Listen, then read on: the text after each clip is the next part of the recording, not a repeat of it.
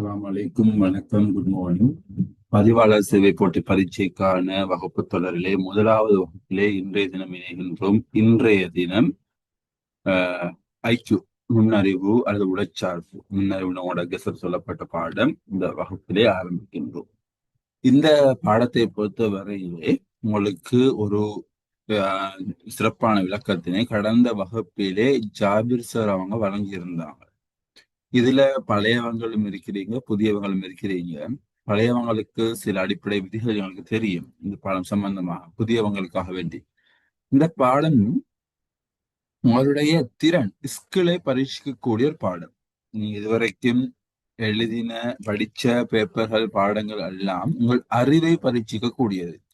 இது உங்களுடைய skills ஸ்கில்ஸை check பண்ற பாடம் தான் இந்த என்னது ஐக்கிய. ஆகவே உங்களுடைய திறனை அளவிடும் பரீட்சைன்னு சொல்லுவோம். இதை மிகவும் முக்கியப்பட்டது என்னன்னு சொன்னா நேரம். இந்த பேப்பர் எழுதிட்டு வந்தாங்க. எங்களோட கருத்து என்னன்னு சொன்னால் பேப்பர் இலகுவானது தான், ஆனால் எங்களுக்கு நேரம் போதாது. ஆகவே நேரம் மிக முக்கியத்துவமானது.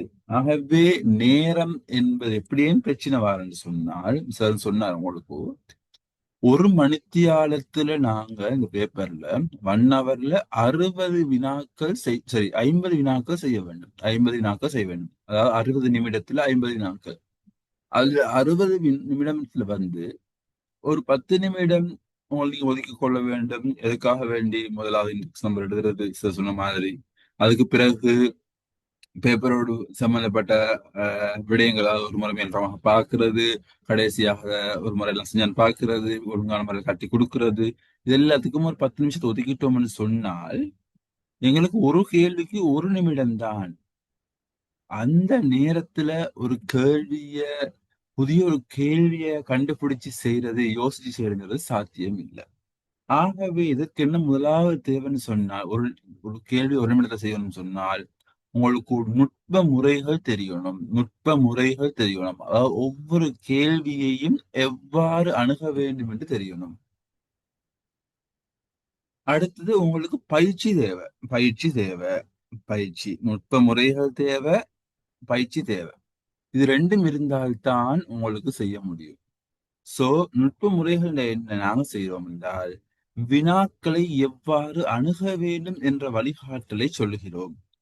இதுல கடந்த 2-3 பரீட்சைகள்ல மாணவர்கள் முகம் கொடுத்த ஒரு பெரிய பிரச்சனை சொன்னால், நடந்த எம்எஸ்ஓ எக்ஸாம் எடுத்துக்கோமே. எம்எஸ்ஓ எக்ஸாம் இதுல ஒரு சிலர் தனிப்பட்ட ரீதியில் தொடர்பு கொண்டாங்க. கேள்விகள் படித்த மாதிரி வந்து சொன்னாங்க. சில பேர் சொல்றாங்க படிச்ச மாதிரி வரல, எல்லாம் பொது வகையான கேள்வி. நாங்க ஓவராலா பார்த்தோம்னா என்ன நடக்குதுன்னு சொன்னால், இந்த இந்த பரீட்சைகள்ல படித்த விடயங்களை அடிப்படையாக கொண்டு கேள்வி வரும். அதே கேள்வி வராது.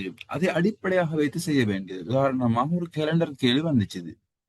எங்களோட இதுலயும் போட்டிருந்தோம், எங்களோட யூடியூப் பக்கத்துலயும் போட்டிருந்தோம் அந்த கேலண்டர் கேள்வி. இந்த வகையான ஒரு கேலண்டர் கேள்வி வருகின்ற போது நாங்கள் லீப் இயர் படிச்சிருக்கிறோம், வருஷத்துள்ள நாட்களை பத்தி படிச்சிருக்கிறோம். ஒரு அந்த அடிப்படையான விதிகளை கொண்டு செய்ய வேண்டிய ஒரு கேள்வி. ஆகவே அது மாதிரி ஒவ்வொரு கேள்வியும் எப்படி டிரெக்டாக அதே பேட்டர்ன்ல வராது, அது மாதிரி வரும். ஆகவே நாங்க எவ்வளவு பயிற்சி செய்யறோமோ, அது எப்படி எல்லாம் டிஃபரெண்டா திங்க் பண்றோமோ, அவ்வளவுக்கு இலகுவாக எங்களுக்கு விட கொடுக்கக்கூடியதாக இருக்கும். சரியோ? சரி, இன்றைக்கு பேப்பருக்கு போவோம். உங்களுக்கு முதலாவது ஒரு வினாப்பத்திரம், இது ஒரு புதிய வினாப்பத்திரம் அனுப்பி வைத்திருக்கிறோம். இதுல கடந்த கால வினாக்களும் இருக்குது, மாதிரி வினாத்தாளும் இருக்குது. இங்கு 1 முதல் 5 வரையான ஒவ்வொரு வினாவிலும் ஆரம்பத்தில் ஒன்றுடன் ஒன்று தொடர்புடைய 3 சொற்கள் தரப்பட்டுள்ளன. எப்படிங்க? 3 சொற்களை கொண்ட ஒரு தொடர் தரப்பட்டிருக்குது. 3 சொற்களை கொண்ட ஒரு தொடர் தரப்பட்டிருக்குது. இதுல இதை அவதானித்து இதே கருத்தை தரக்கூடிய, அதே தொடர்பை தரக்கூடிய தெரிவை தெரிவு செய்து அதனுடைய வினா இலக்கத்தை எதிரே உள்ள புள்ளிக்கோட்டு மீது எழுதுக. அந்த 4 தெரிவுகள்ல இதே கருத்தை தரக்கூடியது எதுன்னு கண்டுபிடிச்சு செய்ய சொல்றான். முதலாவது இந்த விடையை பார்க்க வேணும். விடையை மறைச்சிடுங்க, பேப்பரால மறைச்சிடுங்க. இவற்றை காட்டியிருக்கிறேன், நீங்க மறைச்சிடுங்க. மறைச்சு போட்டு பாருங்க, விதை கன்று மரம் என்ன தொடர்பிலே இருக்கிறது? விதை கன்று மரம். விதை என்பது விதையிலிருந்து தான் கன்று வரும், கன்று வளர்ந்து மரம் வரும். ஆகவே ஒரு அடிப்படை வந்து விதையிலிருந்து தான் கன்று வரும். அது மாதிரி ஒரு கருத்து வந்து கருவிலிருந்து குழந்தை, குழந்தை வளர்ந்து வயது வந்தவர். ஆக மிகவும் பொருத்தமான விட இந்த விட முதலாவது விட. சரியா?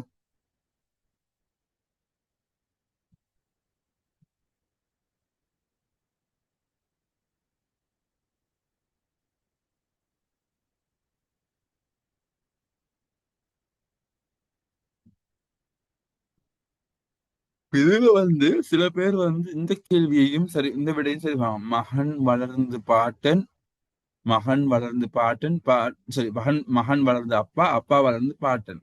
சரி மாதிரி இருக்குது. ஆனால் ஏன் சரி வருதில்லைன்னு சொன்னா, இது வந்து விதை என்பது ஒரு ஆரம்பம். அதிலிருந்து வந்தது. மகனிலிருந்து அப்பா வந்து சொல்ல இயலாது. கருவிலிருந்து தான் குழந்தை பிறக்கும் என்பதுதான் மிக பொருத்தமானது. சரியோ? நல்லது, கெட்டது, சிறந்தது. இப்படி வருகின்ற போது நீங்க முதல் இரு சொற்களை மட்டும் அவதானிங்க முதலாவது. நல்லது, கெட்டது எதிர்கருத்து. அப்ப ஈரமான, உலர்ந்த அதுவும் எதிர்கருத்து தான். சரி மாறி இருக்குது. ஒரே முடி எடுக்க வேணும். நான் மூணா சொல்ல பார்க்கல நாங்க. நியூட்ரன், எலக்ட்ரன் இது ஒரு எதிர்கருத்து இல்ல. மேல் கீழ் இதுவும் எதிர்கருத்து. பலமானது, பலவீனமானது இதுவும் எதிர்கருத்து.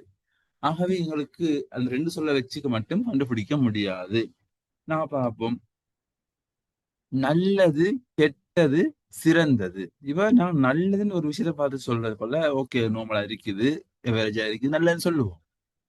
எங்களுக்கு நல்லா பிடிச்சிருச்சு அப்படின்னு சொன்னா சிறந்ததுன்னு சொல்லுவோம். அது நல்லது என்ற சொல்லை அழுத்தி சொல்லக்கூடியது.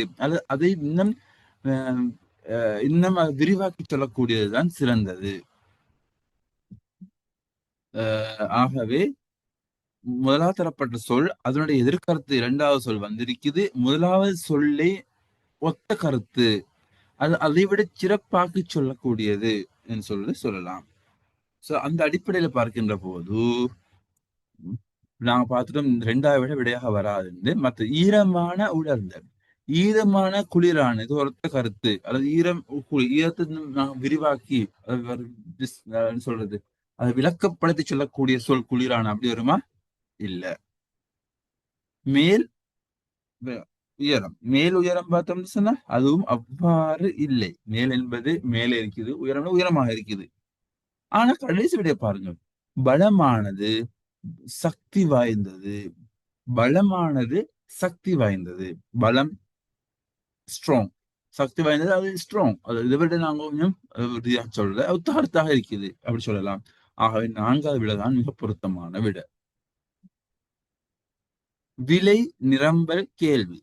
ஒரு பொருளின் விலை தீர்மானிக்கப்படுவது எதில்? எங்களுக்கு தெரியும் இலங்கையில கடந்த காலங்கள்ல 2020க்கு பிற்பட்ட காலங்கள்ல பொருட்களின் விலை தாறுமாறாக அதிகரித்தது.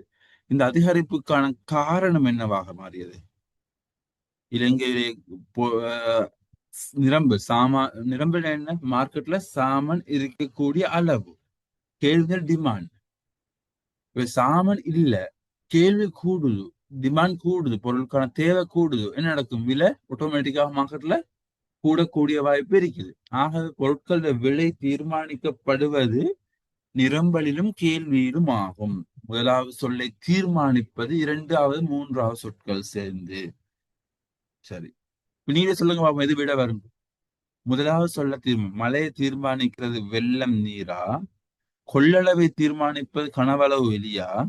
வினைத்திறனை தீர்மானிப்பது உற்பத்தி திறன் விரயமா? வேகத்தை தீர்மானிப்பது தூரமும் நேரமா? இது சிம்பிளா உங்களுக்கு யோசிக்கணும்.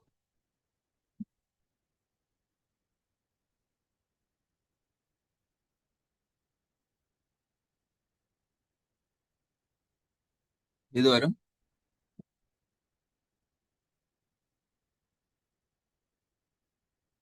இது வரும்.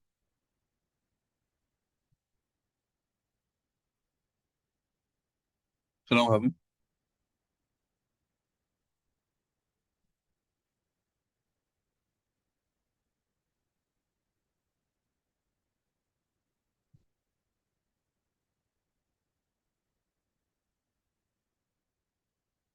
ஒரு ஆள் சொல்றாரு மூன்றாவது விட வரும். இது வேற விடைகள்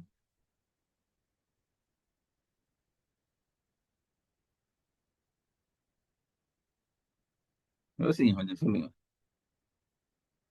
டிஸ்கஸ் பண்ணி செய்யணும் மிச்சம் பேர் இல்லையே கிளாஸ்ல.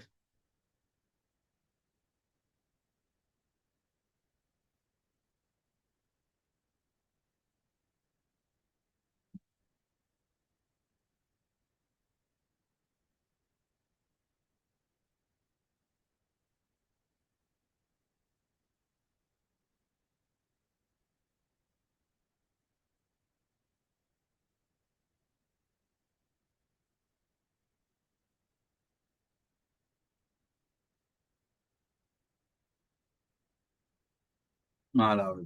சரி, ஒரு நிமிஷம் தாங்க. ஒரு நிமிஷம் தாங்க.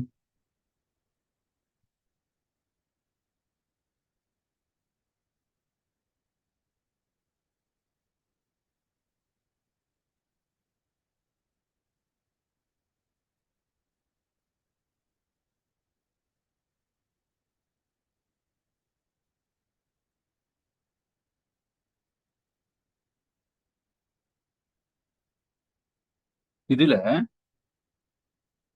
உண்மையிலேயே மிகவும் இலகுவாக எங்களுக்கு யோசிக்கலாம். இந்த இந்த ஸ்பீட், வேகம். நாங்க ஸ்பீடை வந்து நாங்க ரோட்ல போகிற வாகனத்துல போட்டிருக்கோம், ஸ்பீட் லிமிட் போட்டிருக்கோம். இல்லை, எங்களுக்கு தெரியும் என்னது கிலோமீட்டர் பெர் அவர். அதாவது வேகம் தங்கியிருப்பது தூரத்திலும் நேரத்திலும் ஆகும். நாளைக்கு சும்மா படிச்சிருக்கோம் ஓலவல்ல, கிரேட் 9, 10, 11 படிச்சிருக்கிறோம். வேகத்துக்குரிய சாம்பாடு என்ன? வேகத்துக்கு நான் இப்படி திடீர்னு சொல்லுவோம். வேகத்துக்குரிய சாம்பாடு என்ன? தூரத்தின் கீழ் நேரம், இது படிச்சிருக்கிறோம் இல்லையா? ஆகவே வேகம் எப்போதும் தங்கியிருப்பது தூரத்திலும் நேரத்திலும் ஆகும். ஆகவே அதுதான் விட. சரியா?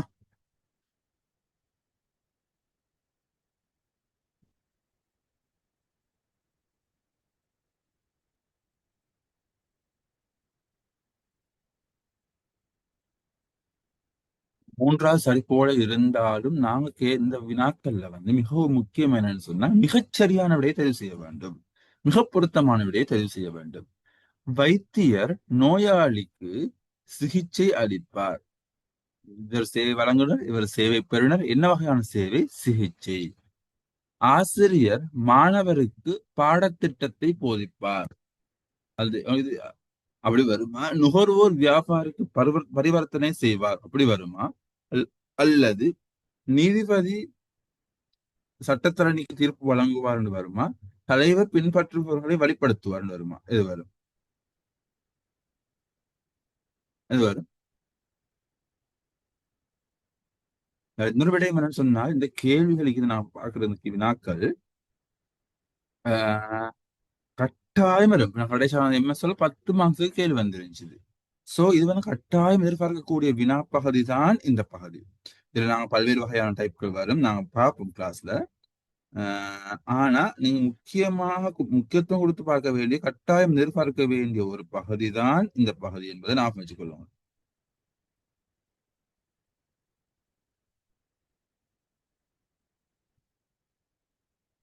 சரியா?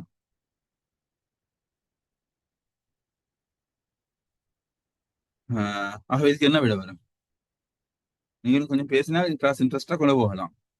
பேசுறது செட் பாக்ஸ்ல சரி போடுங்க. ஓகே.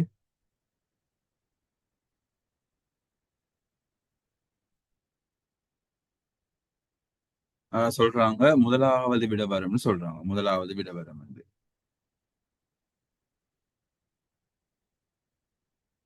ஆனா சார் 2வது விட வரும்.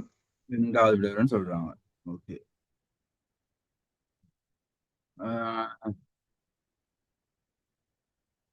இதுல வந்து முதலாவது அவங்க கேள்வி என்ன? வைத்தியர் நோயாளிக்கு சிகிச்சை வழங்குவார். சரியா? அப்ப இது வந்து கிளியர் தானே? இப்ப பார்ப்போம். 2வது விட வச்சு பார்ப்போமே. நுகர்வோர் வியாபாரிக்கு பரிவர்த்தனை செய்வார்.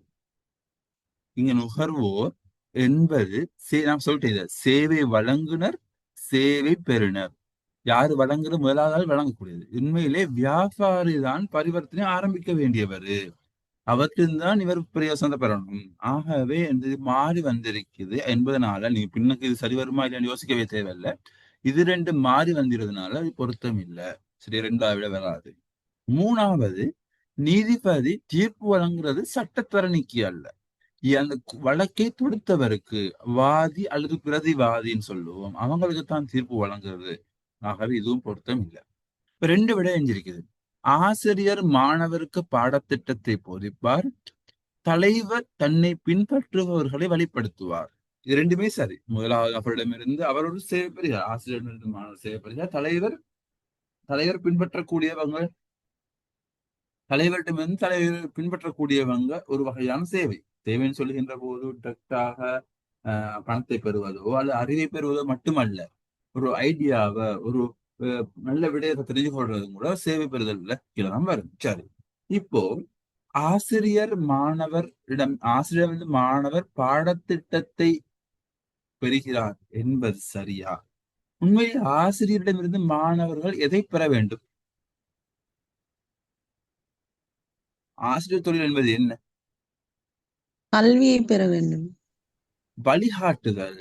கல்வியை பெறுவதற்கான வழிகாட்டுதல், சிறந்த பிரஜைகளை உருவாக்குவது, சிறந்த மாணவர்களை உருவாக்குவது, சிறந்த கல்விக்கான வழிகாட்டுதலை வழங்குவது. கற்பித்தல் செயற்பாட்டின் விடயம் என்ன? கற்பித்தல் என்பது வழிகாட்டுதல், மாணவர்களுக்கான வழிகாட்டி கொடுப்பதுதான் ஆசிரியர் தொழில். பாடத்திட்டம் என்பது அரசாங்கம் அந்த நாட்டு மாணவர்களுக்காக வேண்டி தயாரித்து தொகுத்து வழங்குவது பாடத்திட்டம். இலங்கையுடைய பாடத்திட்டம் வேற, இந்தியாவுடைய பாடத்திட்டம் வேற. அந்த பாடத்திட்டத்தினை ஆசிரியர் மாணவர்களுக்கு கற்பிப்பார், வழிகாட்டுதல் ஒன்று சரி.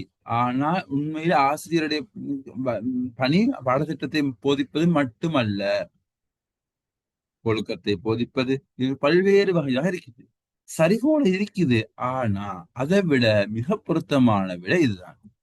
தலைவர் தன்னை பின்பற்றுபவர்களுக்கு செய்ய வேண்டிய ஒரே ஒரு சேவை வழிப்படுத்துவது, அவங்க நேர்வழிப்படுத்துவது.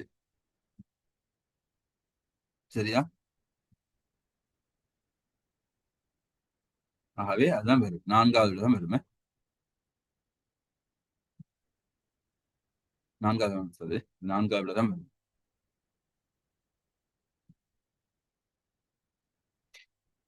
அடுத்தது ஐந்தாவது கேள்வி. தையற்காரர் துணி உடை. தையற்காரர் துணி உடை என்ன வரும்? இதுக்கு சொல்லுங்க பாப்போம். நீங்களே யோசிச்சு சொல்லுங்க பாப்போம். பாருங்க.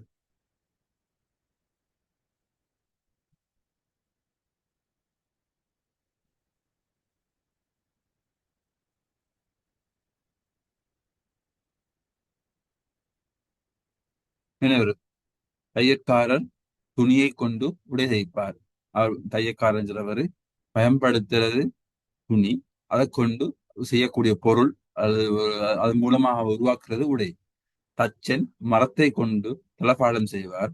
முடித்திருத்துபவர் கத்திரியை கொண்டு தலைமை நம்ம முதல்ல எப்படி வாசிக்கிறோம் அப்படியே வாசிக்கணும். பாருங்க, முடித்திருத்துபவன் கத்திரியை கொண்டு தலைமயிர் செய்வான், அப்படி வராது. விவசாயி நிலத்தை கொண்டு அறுவடை செய்வார், விவசாயி பயிரைத்தான் அறுவடை செய்வார். இசைக்கலைஞர் பாடல் வரிகளை பாடுவார். இதுல எது மிகவும் பொருத்தமானதாக இருக்குது? Very good. முதலாவது தான் மிகவும் பொருத்தமானது. ஏன்? இது ஒரு பொருள், இது ஒரு உடை என்பது ஒரு பொருள். அதே மாதிரி தளபாடம் என்பதும் ஒரு பொருள். Very good. ஓகே, இவ்வாறான கேள்விகள் கட்டாயம் வரும். இந்த 5 கேள்வி நாங்கள் போட்டிருக்கிறோம். ஒவ்வொரு பேப்பர் செய்கின்ற போதும், ஒவ்வொரு கிளாஸ்லையும் நாங்க இவ்வாறான கேள்விகளை பார்த்து கொண்டு வருவோம். இதுல பல்வேறு வகையாக வருகிறது, அதுல ஒரு வகைதான் இது. சரியா? அடுத்த பகுதிக்கு போவோம். 6 முதல் 8 வரையான வினாக்களிலே ABCDEF என்றவாறு 6 சொற்கள் தரப்பட்டுள்ளன.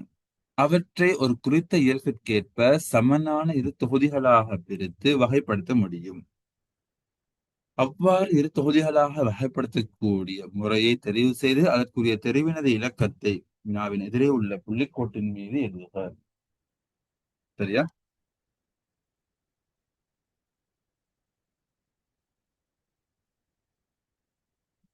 இப்போ நாங்க இலகுவாக இதை உங்களுக்கு பார்க்கலாம். இதுல வந்து பப்பாசி, மாம்பழம், கஜு, மாதுளை, தோடை, ஆனைக்கொய்யா இதெல்லாம் ஒரு பல வகை மாதிரி இருக்குது.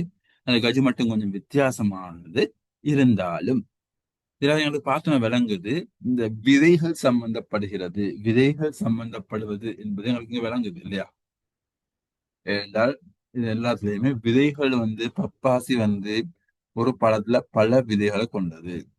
மாம்பழம் ஒரு விதை தான் இருக்குது, கஜுக்கும் ஒரு விதை தான் இருக்குது, ஆனை கொய்யாக்கும் ஒரு விதை தான் இருக்குது, மாதுளையிலையும் பல விதைகள் இருக்குது, தோடையிலையும் பல விதைகள் இருக்குது. ஆகவே ADE என்பது பல விதைகளை கொண்டது, ஒரு விதை கொண்டது BCF. ஆகவே அந்த அடிப்படையில் வரக்கூடியது இரண்டாவது விடை. சரியா?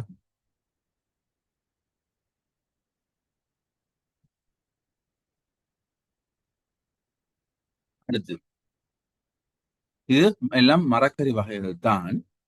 பீட்ரூட், கரட், போஞ்சி, முன்னங்கி, கோவா. முன்னங்கிங்கிறது என்ன? முன்னங்கி சொல்றது ராபு, அதுதான் முன்னங்கின்னு சொல்றது. கோவா லீக்ஸ், இது எல்லாமே மரக்கறி வகை தான். அப்ப எப்படி வித்தியாசப்படுத்துறது? நிலத்துக்கு கீழே வர கிழங்கு வகையாக வரக்கூடியவைகள்னு சொல்லலாம். பீட்ரூட், முன்னங்கி, கேரட் இது மூணுமே கிழங்கு வகையாக கீழுக்கு இருக்கக்கூடியது. நிலத்துக்கு கீழே வளரக்கூடியது. அது சரியா? ஆக மற்றது வித்தியாசமானது. ABD, ABD என்று வரக்கூடிய விட நான்காவது விட. நான்காவது விட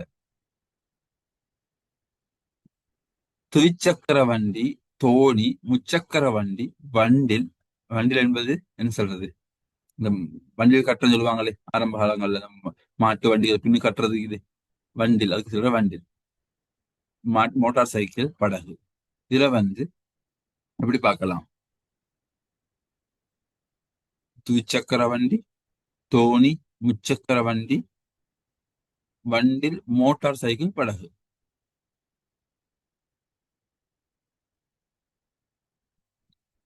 இதுல வந்து நீரில் பயணிக்கக்கூடியது. சரி, இதுல வந்து எப்படி பார்க்கலாம் இத?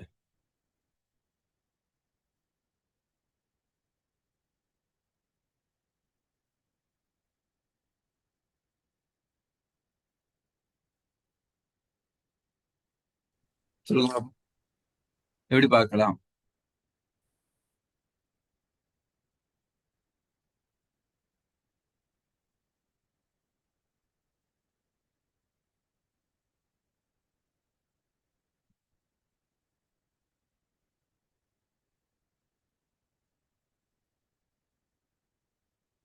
சொல்லுங்க பாப்போம். எனக்கு சொல்லலாம் துவிச்சக்கர வண்டி, மோட்டார் சைக்கிள், முச்சக்கர வண்டி அப்படின்னு யோசிக்கலாம்னு பார்த்தால் அதை விட சிறப்பாக யோசிக்கிறதுக்கு ஒரு வழி ஒன்று இருக்குது. என்ன?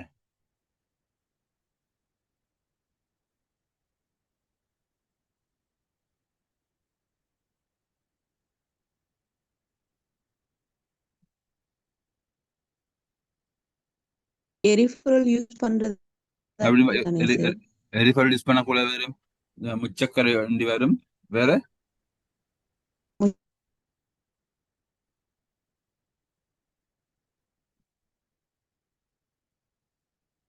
வேற எது வரும்?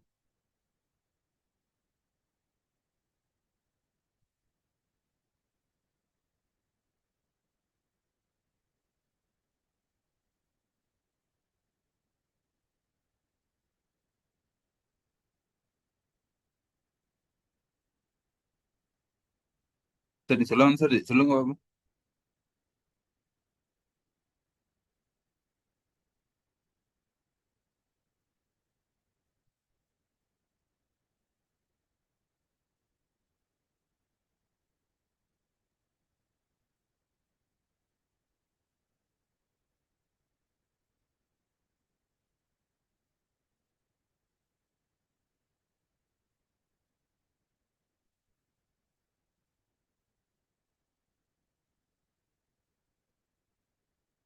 இது ஒரு கடந்த கால வினா ஒன்று தான். இது எப்படி வந்து சொன்னா நீங்க சொன்ன மாதிரி தான்.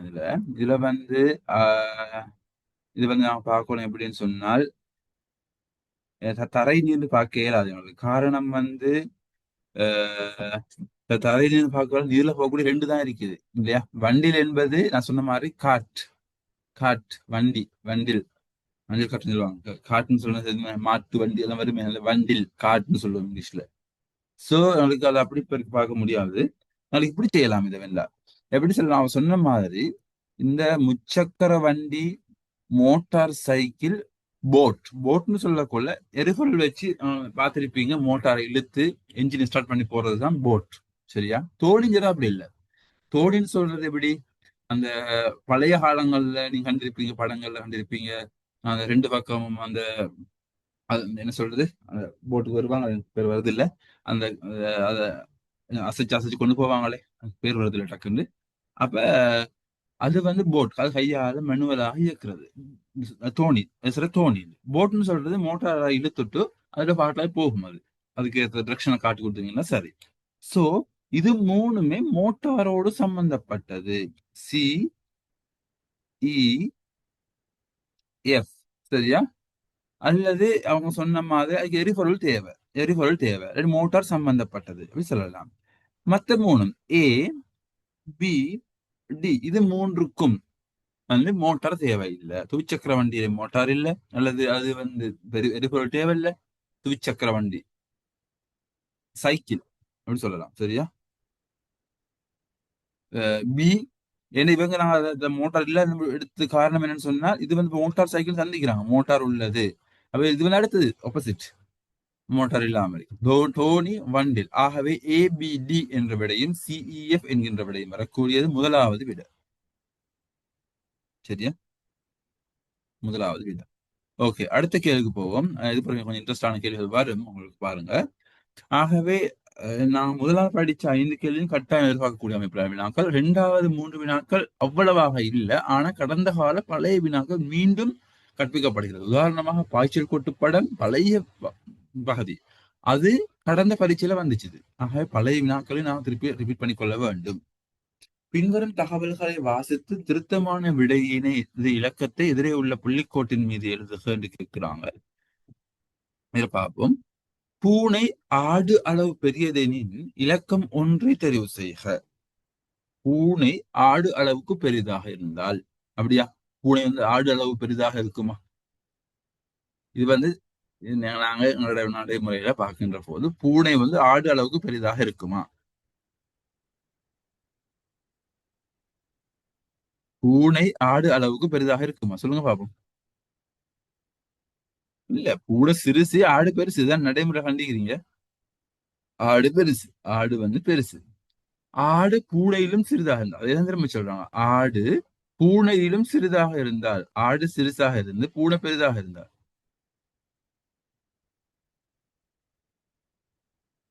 ஆடு பூனையிலும் சிறிதாக இருந்தால் பூனை விட பெரிது. அவங்களுக்கு தெரியும் நடைமுறையில ஆடுதான் பெரிது. இவங்க மாத்தி சொல்றாங்க. பூனை ஆடு ஆகிய இரண்டும் 4 கால்கள் விலங்குகள் எனின், 4 கால்களை கொண்ட விலங்குகளாக இருந்தா சரி, ரெண்டுமே 4. இலக்கம் 3 தெரிவு செய்ய வந்து 3. மேற்குறித்த எதனை பற்றியும் தீர்மானிக்க முடியாவிடில் தீர்மானிக்க முடியும் 4 கால் விலங்கு என்பதில் எந்த விதமான சந்தேகமும் இல்லை. எந்த விதமான சந்தேகமும் இல்லை. இது வந்து அறிவுறுத்தல் திறனை பரீட்சிக்கக்கூடிய ஒரு வினா. கீழே அட்டவணையில் தரப்பட்டுள்ளது பாஸ்ட் பேப்பர் கேள்வி. தரவுகளை அடிப்படையாக கொண்டு பின்வரும் வினாக்களுக்கு விடை தருக. தரப்பட்டுள்ள அறிவுறுத்தல்களை பின்பற்றுக. விடைகளை புள்ளிக்கோட்டின் மீது எழுதுக. சரி, இந்த கேள்வி செய்ய முன்னு என்ன சொல்லுங்க. எழுத்து சொல் இதுக்கு வித்தியாசம் என்ன? எழுத்துக்கும் சொல்லுக்கும் வித்தியாசம் என்ன? எழுத்துண்டா என்ன, சொல்லுண்டா என்ன?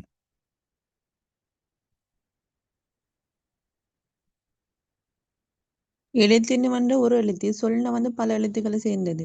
Very good. ஒரு தனித்து இருக்கக்கூடியது எழுத்துக்கள். சொல் என்பது ஒன்றுக்கு மேற்பட்ட ஒன்றுக்கு மேற்பட்ட எழுத்துக்களை கொண்டது. இந்த ஸ்கிரீன்ல இருந்தால எழுத்துக்கள் கொஞ்சம் தெளிவில்லாம இருக்கும்.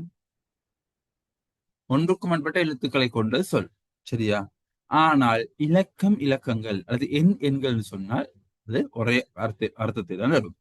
எழுத்து என்பது தனித்து இருக்கக்கூடியது. இங்க கா என்பது ஒரு எழுத்து, டா ஒரு எழுத்து, கதி என்பது ஒரு சொல், விதி என்பது ஒரு சொல். சரியா? ஆனால் 99 ஒரு எண் தான், 6 ஒரு எண் தான்.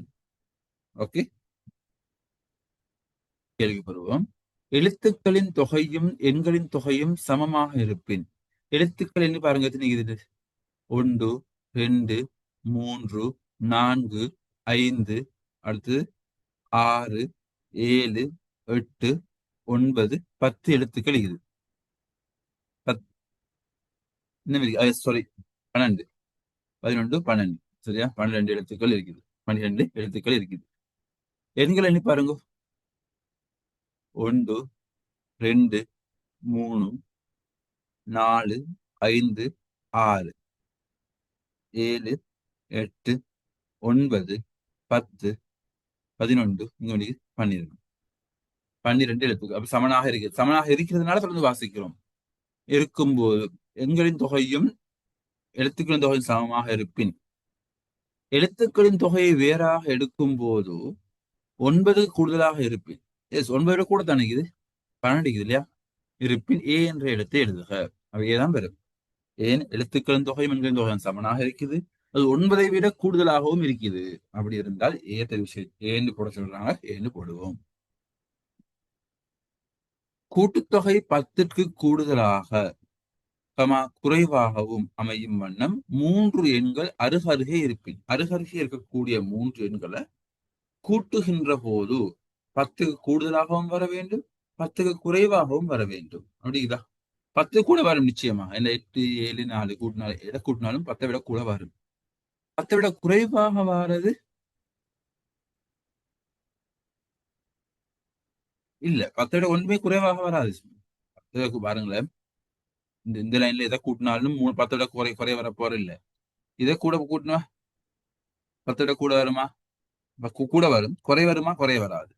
இதை பார்ப்போம். இதுவும் கூட வரும். கூட 15 வருது, குறைய வராது. ஆகவே குறைய வரக்கூடிய சான்ஸ் இல்ல. ஆகவே இந்த பார்ட் சரி, இந்த பார்ட் சரி, ஆனா இந்த பார்ட் பிழை. ஆகவே ஒரு பிழை வந்துடுச்சுன்னா அங்க எல்லாமே பிழை தான். நாங்க சொல்லுவோம் எப்படின்னு சொன்னா, ஒரு பக்கெட் ஃபுல்லா பால் இருக்குது. நாங்க பழையவங்களுக்கு தெரிஞ்சுக்கும் உதாரணம், ஒரு பக்கெட் ஃபுல்லா பால் இருக்குது. இந்த பால் ஒரு டொட் நஞ்ச கலக்குறோம். அது பாலா நஞ்சா?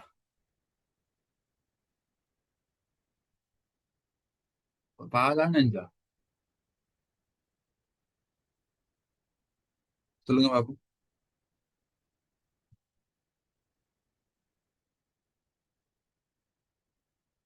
எல்லாமே நஞ்சாகிடும். நஞ்சாகிடும். அத மாதிரி தான் நாங்க என்ன செய்யணும், ஒரு பிழை வந்தாலும், ஒரு சிறு பிழை வந்தாலும் அது முழு கூற்றும் பிழைதான். சரியா?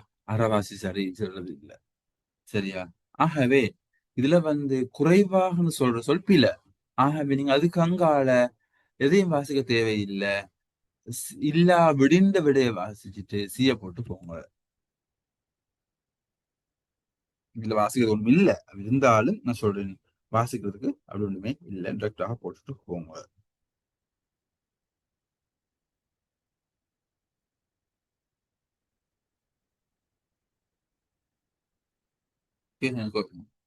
அடுத்த கேள்வி பாருங்க.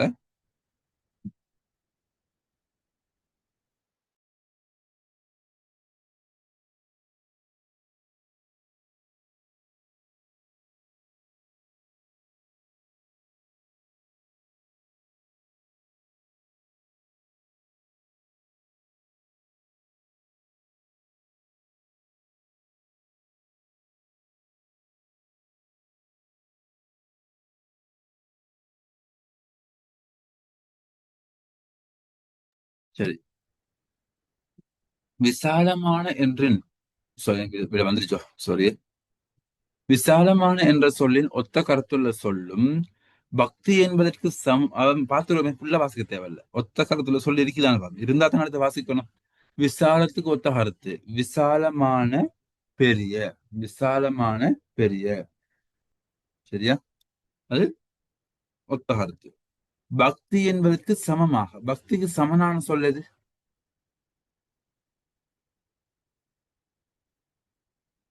சரி, பக்திக்கு சமமாக உள்ள ஓசையுள்ள அதே சவுண்ட், பக்திக்கு சமம் அதே சவுண்ட் வரக்கூடிய சமமான ஓசையுள்ள இரண்டு வேறு சொற்கள் இருக்கிறதா?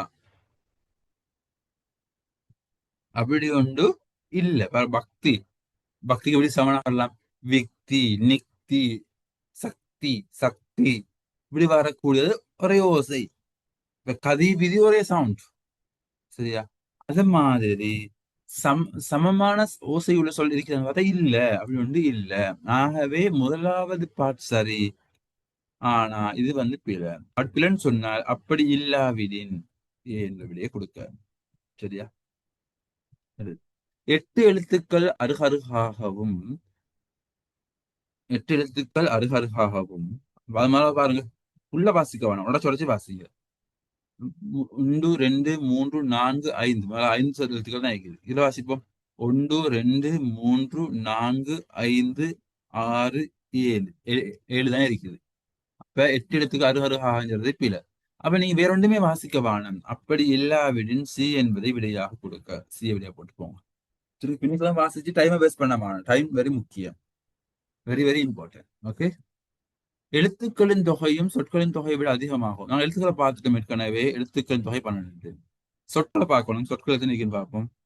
ஒன்று, ரெண்டு, மூணு, நான்கு, ஐந்து, ஆறு, ஏழு. சொற்களின் எழுத்துக்களின் தொகை சொற்களின் தொகையை விட அதிகம், அது சரி.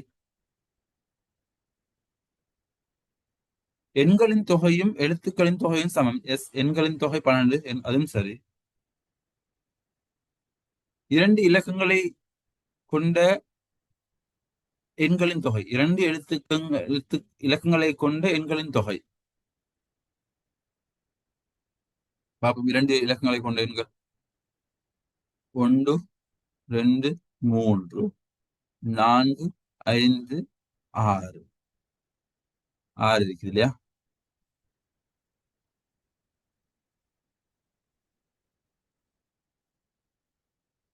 சரி, என்னது? இரண்டு இலக்கங்களை கொண்ட எண்களின் தொகை, இரண்டு இலக்கங்களை கொண்ட எண்களின் தொகை ஆறு இருக்குது. சாரி, மூணுல ஆறு மிஸ்டேக் கொண்டு வந்திருக்குது.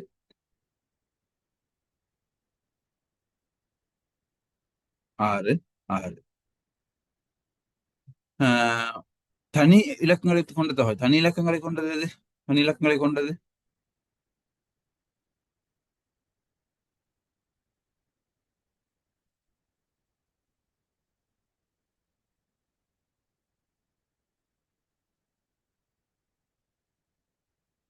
தனி இலக்கம் 8 பார்ப்போம். 7 4 எல்லாம் சேர்த்து 6 வருது. 6 இலக்கம். ஆறு. அதுவும் ஆறு தான் இருக்குது. சரிதானே? அவரில் அவங்களுக்கு பார்க்கலாம். இது மொத்தம் 12, 12 6 ஆறு, அதுவும் செய்யலாம். இரண்டு இலக்கங்களை கொண்ட எண்களின் தொகை தனி இலக்கங்களின் தொகைக்கு அதிகமாகவும். அப்படியா? இல்ல, சமனா தான் இருக்குது. ஆகவே அதிகம் சொன்னதுனால அது பிழை. இது பிழை, இது பிழை. ஆகவே அது பிழை. ஆகவே எல் என்ற விடையை விடையாக கொடுக்கவும். சரியா? அது எல் என்ற விடையை விடையாக கொடுக்கவும்.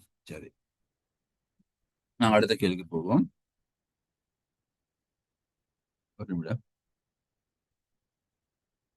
இலக்கம் உறவுமுறை கேள்வி உண்டு. உறவுமுறை சம்பந்தமாக நாங்க படிக்கும்போது நான் பேசிக்க சொல்லிட்டு போறேன். உறவுமுறை வந்து வினா எவ்வாறு செய்வதாக இருந்தால், நாங்க என்னோட கிளாஸ்ல உறவுமுறைகள் செய்கின்ற போது நீங்க பரிச்சை இதே மெத்தட ஃபாலோ பண்ணுங்க. 3 பாக்ஸை போட்டுக்கொள்வோம். 3 பாக்ஸா போட்டுக்கொள்வோம். இந்த முதலாவது பாக்ஸ்ல ஃபர்ஸ்ட் கிளாஸ்ல பேப்பர் செய்ய கொஞ்சம் ஃபர்ஸ்ட் ஒரு 3 கிளாஸ் பேப்பர் செய்ய கொஞ்சம் டைம் எடுக்கும். காரணம் வந்து நாங்கள் அடிப்படைகளையும் படிச்சு கொண்டு போகணும் என்பதனால ஒரு 3 பேப்பர் முடிச்சதுக்கு பிறகு எங்களுக்கு வேகமாக செய்யலாம். ஆகவே இந்த 3 பாக்ஸ்ல முதல் 3 ஜெனரேஷனாக பிரிக்கிறது. இது ஃபர்ஸ்ட் ஜென், இது செகண்ட் ஜென், இது வந்து தேர்ட் ஜென். ஆகவே முதலாவது ஜெனரேஷன் யாருன்னா பாட் அண்ட் பாட்டி அப்படியானவங்க. சரியா? பாட் அண்ட் பாட்டி. இதுல நான் சமன் அடையாளம் போடுவேன். கணவன் மனைவி தொடர்பை காட்ட. சமன் அடையாளம்ங்கிறது ஹஸ்பண்ட் அண்ட் ஒய்ஃப், கணவன் மனைவி தொடர்பை காட்ட. ஃபர்ஸ்ட் ஜெனரேஷனுடைய பிள்ளைகள். உதாரணம் நீங்க எடுத்துக்கொள்ளுங்க. நீங்க திருமணம் முடித்தவங்களாக இருந்தால் கணவன் மனைவி, கணவன் மனைவி. அது சகோதரர்கள். இந்த சகோதரர்கள் வருகின்ற போது சமன் போட மாட்டோம், அருகில் அல்லது கீழே எழுதிக் கொள்வோம் சகோதரர்களை. இது செகண்ட் ஜெனரேஷன். தேர்ட் ஜெனரேஷன் சொல்லுகின்ற போது இந்த செகண்ட் ஜெனரேஷனுடைய பிள்ளைகள், ஃபர்ஸ்ட் ஜெனரேஷனுடைய பேர பிள்ளைகள், பேரன், பேத்தி, இவங்கெல்லாம் வருவாங்க. இந்த அடிப்படையில நாங்க பிரிச்சு கொள்வோம். அவங்களுக்கு லேசாக செய்யலாம். ஒவ்வொரு வினாவிலும் உறவுகளுக்கு இடையிலான தொடர்பு தரப்பட்டுள்ளது. அதனை அவதானித்து கேட்கப்பட்டுள்ள வினாக்களுக்கு விடை தருக. இந்த ஸ்கிரீன் எழுதவானம், ஸ்கிரீன் எழுதவானம். நான் முதலாவது பொக்ஸை போட்டுக்கொள்வேன். 3 பொக்ஸை போட்டுக்கொண்டு தான் எழுத போறேன். பாருங்க, இப்படி சரி நல்லா அவதானிச்சு கொள்ளுங்க. முதலாவது பேர் லதா. லதாவை முதலாவது போடுங்க. லதாவை ஏதோ ஒரு பொக்ஸை போடுங்க. லதாவில் லதா மண்ணா வாசிக்கிறது, வாசி போட்டாச்சு. இப்ப லதா லீலாவின் சகோதரி. சகோதரி என்றால் அதே புக்ஸ்ல வரணும், அதே ஜெனரேஷன். சகோதரி நான் சொன்னேன் கீழே எழுத சொல்லிட்டு, சவுண்ட் போட்டதுல கீழே எழுதுறது. லதா லீலாவின் சகோதரி. இது கிளியரா? ரொம்ப மிக முக்கியம். இப்படி விலையும் கொடுறது உங்களுக்கு இலகுவாக செய்யலாம், அதுக்குதான். இது கிளியரா? இது எஸ் சார். அடுத்து சொல்றாங்க லீலா ஜெயந்தியின் மகள். நீங்க சொல்லுங்க பாப்போம், ஜெயந்தி எங்க வருவா? ஜெயந்தியின் மகள்னு சொன்னா ஜெயந்தி லீலாவுக்குரிய முந்தின ஜெனரேஷன். அப்ப எங்க வருவா? மேல பட்டிக்க. மேல பெட்டில வருவாங்க. Very good. ஜெயந்தி.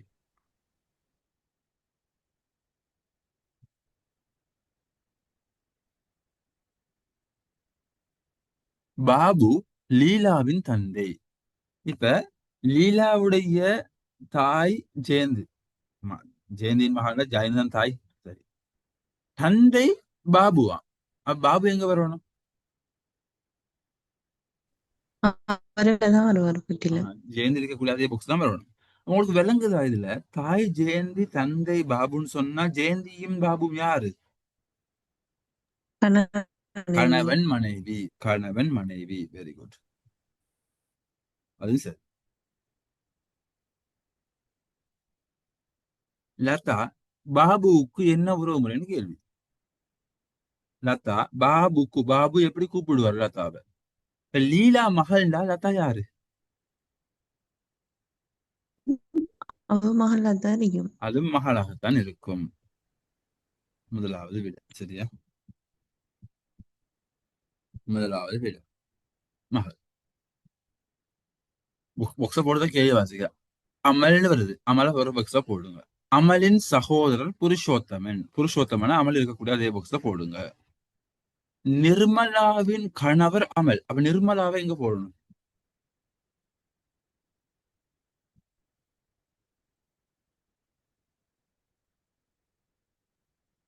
அமலுக்கு பக்கத்துல சமன் போட்டு போடணும். அமலுக்கு பக்கத்துல சமன் போட்டு நிர்மலாவை போடணும். Very good.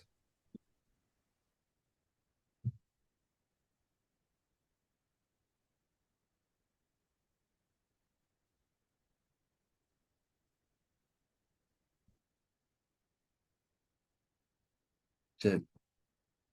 நிர்மலாவின் கணவர் அமல். சரி. அடுத்து புருஷோத்தமனின் இன்னொரு சகோதரர் பிரசாந்தன். இன்னொரு சகோதரன் சொன்னா அதே புக்ஸ் வரணும், பிரசாந்தன். இதுல சகோதரர்கள் யார் யாரு? மல், புருஷோத்தமன், பிரசாந்தன், 3 பேரும் சகோதரர்கள். பிரசாந்தனின் தந்தை அன்பழகன். அன்பழகன் எங்க வருவாரு? மேல உள்ள பாக்ஸ்ல வருவார். Very good. அன்பழகன் மேல பாக்ஸுக்கு வருவாரு. இப்ப கேள்வி, நிர்மலா அன்பழகனுக்கு என்ன உறவு முறை? அன்பழகன் எப்படி நிர்மலாவை கூப்பிடுவாரு? மகனின் மனைவி. மகனின் மனைவி எப்படி கூப்பிடுறது? மறு மகள். மருமகள். எவ்வளவு சிக்கலான உறவு முறையாக இருந்தாலும் இந்த புக்ஸை கொண்டு வந்துட்டோம்னா உங்களுக்கு தெளிவாக விலை கொடுக்கலாம். கமலினி போடுங்க. கமலினி மேல கீழே. பொதுவாக நான் நடு பாக்ஸ்ல போடுறேன், இந்த கீழே கீழே போடுறேன் எனக்கு தேவைப்படும் என்பதனால நீங்க பொதுவாக நடு பாக்ஸ்ல போடுங்க. தேவையான மேலுக்கு வந்து பாக்ஸை வரைஞ்சு கொள்ளையில. கமலினி லதாவின் மகள். அப்ப கமலினி இருக்கக்கூடிய பாக்ஸுக்கு மேற்குள்ள பாக்ஸ்ல தான் லதா வரணும். உடனடியாக மேல உள்ள பாக்ஸ்ல தான் லதா வரணும். அருள் கமலினியின் சகோதரர். அப்ப அருளும் கமலினியும் ஒரே புக்ஸ்ல வரணும். சரியா? லதா ரமணியின் மகள். அப்ப எங்க வரும் ரமணி? சொல்லுங்க பாப்போம். லதா ரமணியின் மகள். லதாக்கும் மேல இருக்கிற பாக்ஸ்ல வரும். லதாவுக்கும் மேலுள்ள பாக்ஸ்ல வரும் ரமணி. இப்ப கேள்வி, இந்த அருள்னு சொல்றவரு ரமணிக்கு யாரு? ரமணி எப்படி கூப்பிடுவாரு? முதலாம் ஜெனரேஷனுடைய பேரன் பேத்தியல் தான் மூன்றாவது ஜெனரேஷன், பேரன் மூணாவது பாக்ஸ். ஆகவே பேரன். அருள் என்பது ஒரு பேரன் ஆண் பேரன், மூன்றாவது விட. சரி, அடுத்த கேள்வி. இது வந்து நாங்க சொல்லுவோம் மாயச்சதுரம் சொல்லுவோம். மாயச்சதுரத்தை நாங்க ரெண்டு வகையான மாயச்சதுரம் படிப்போம். ஒன்று 3 தர 3 என்ற 9 இலக்கங்களை கொண்ட மாயச்சதுரம், அதான் இந்த பாக்ஸ் காட்டின மாதிரி இருக்கும். இன்னொன்று இருக்குது 4 தர 4. இந்த இரண்டையும் படிக்க வேண்டும். சரியா? இதுல அதிகமாக பரீட்சைக்கு வாரது இதுதான். இது அப்படி இருந்துட்டு வரும், ஆனா இதுதான் முக்கியமாக வர்றது. சரி, இதுல இந்த மாயச்சதுரத்தை செய்யறதுக்கு ஒரு பேசிக் மெத்தட் இருக்கு. அந்த மெத்தட் தெரியாம நீங்க எவ்வளவுதான் ட்ரை பண்ணினாலும் இந்த மாயச்சதுரத்துக்குரிய விடையை கண்டுபிடிக்க முடியாது. முதலாக கண்டுபிடிக்கணும், இது 9 உள்ளதா 16 உள்ளதா. இப்ப நீங்க படம் தந்திருக்கிறாங்க, படம் தராட்டியும் நீங்க சில வினாக்கள் வரும், படம் தராமலும் வரும். அப்படியான சந்தர்ப்பத்திலையும் கூட பொதுவாக படம் தந்தான் படம் தராம வந்திருந்தாலும் கூட என்ன செய்யணும்? நீங்க கீழே வாசிக்கணும். கீழே தரப்பட்ட எண் கூட்டம் 2 தொடக்கம் 18 வரையான இரட்டை எண்கள் எத்தனை இருக்குது? 2, 4, 6, 8, 10, 12, 14, 16, 18, 9 எண்கள் இது. அது 2 முதல் 18 வரையான எண்களாக இருக்கலாம். 1 முதல் 17 வரையான ஒற்றை எண்களாக இருக்கலாம். 1 முதல் 9 வரையான எண்களாக இருக்கலாம். 3 முதல் 12 வரையான எண்களாக இருக்கலாம். எப்படி வந்தாலும் பிரச்சனை இல்லை. 9 எண்களாக இருந்தால் இந்த மெத்தடை ஃபாலோ பண்ணுங்க. தரப்பட்ட ரேஞ்சுக்குள்ளால 2 இருந்து 18 வரை சொல்லிடுறாங்க கேள்வியில. இரட்டை எண்களை மட்டும் பாவிக்க சொல்லிக்கிறாங்க. இடைவெளி விட்டு நான் சொல்ற மாதிரி இது கொள்ளுங்க. 2, இடைவெளி விட்டு 4, பாக்ஸ் ஒன்றும் போடுறது இல்லை. இடைவெளி விட்டு 6.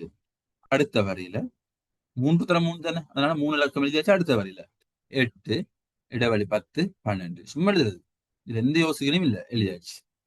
இப்ப எழுதி போட்டு என்ன சொல்றாங்க கேள்வியில? மட்டும் கொண்டு பின்வரும் நிபந்தனைகளுக்கு அமைய நிரப்பப்படுதல் வேண்டும். அதன்படி ABCD ஆகிய எழுத்துக்களுக்கு வர வேண்டிய விடைகளை எதிரே உள்ள புள்ளிக்கோட்டின் மீது எழுதுக. முழு சட்டத்திலும் எந்த ஒரு எண்ணும் ஒரு தடவைக்கு மேல் பயன்படுத்தப்பட மாட்டாது. கிடையான வரிசையிலும் நிலைக்குத்தானர்களிலும் கூட்டுத்தொகை 30 அமையும். கிடையாகவும் நிலைக்குத்தாகவும் கூட்டுத்தொகை 30 வரணுமாம். தரவடிவிலும் கூட்டுத்தொகை 30 வரணுமாம். பார்ப்போம் நாங்க 30 வருதாண்டு. இப்ப நாங்க கூட்டி பார்த்தோம்னு சொன்னால், இதை கூட்டி பார்ப்போமா? இந்த கூட்டி பார்ப்பதுக்கிட்டே கூட்டி பாருங்க. 8, 10, 18, 18, 12, 30 வருது. இப்படி கூட்டி பார்ப்போமா? அதுவும் கூட்டி பாருங்க. 4, 10, 14, 14, 16, 30. அதுவும் சரி. இதை கூட்டினோம்னு சொன்னால் எத்தனை? அதுவும் 30 வருது. இதை கூட்டினா எத்தனை வருது? 30 வருது. கூட்டி பாருங்க, 30 வருது. ஆனால்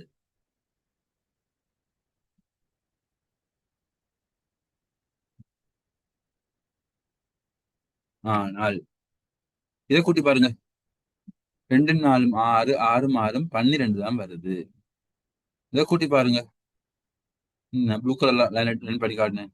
14, 16, 30, 30, 18, 48. 2, 8, 10, 10, 14, 24. இதை கூட்டி பாருங்க. இது கூட்டினீங்க 6, 12, 18, 18, 18, 36 வருது. ஆகவே இந்த ப்ளூ கலர்ல போட்டதெல்லாம் ஒன்றுமே 30 வரல. அதையும் 30ஆக மாத்தணும். அதுக்கு என்ன செய்யலாம்னு கேட்டா, நீங்க இவ்வாறான கோடுகளை வரையணும். கோடுகளை வரையணும். சரியா? அதுக்கு சில கோடுகளை நீங்க வரையணும். எப்படி கோடு வரைய? 2க்கு கீழே ஒரு கோடு, 4க்கும் 8க்கும் கீழே அடுத்த கோடு, 14, 10, 6 கீழே அடுத்த கோடு, 16க்கும் 12க்கும் கீழே அடுத்த கோடு. சரியா? இவ்வாறு 3 கோடுகளை வரையும், 4 கோடுகளை வரையும். இதை சதுரமாக மாத்தணுமே. ஆகவே என்ன செய்யணும்? இதுக்கு குறுக்காக சில கோடுகள் வரையணும். 6க்கு கீழே ஒரு கோடு, 4க்கும் 12க்கும் கீழே அடுத்த கோடு, 2, 10, 18க்கு கீழே அடுத்த கோடு, இறுதியாக 8க்கும் 16க்கும் கீழால அடுத்த கோடு. இவ்வாறு நீங்க 4 கோடுகள் வரைஞ்சிட்டீங்கன்னு சொன்னா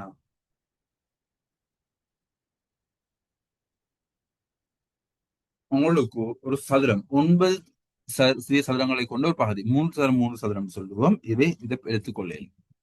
இதுல பாருங்கோ 4 இலக்கங்கள் சதுரத்துக்கு வெளியே இருக்குது. 4 இலக்கங்கள் சதுரத்துக்கு வெளியே இருக்குது. இந்த வெளியுள்ள இலக்கங்களை உள்ளுக்கு கொண்டு வந்து போடணும். அதுக்கு ஒரு மெத்தட் இருக்குது.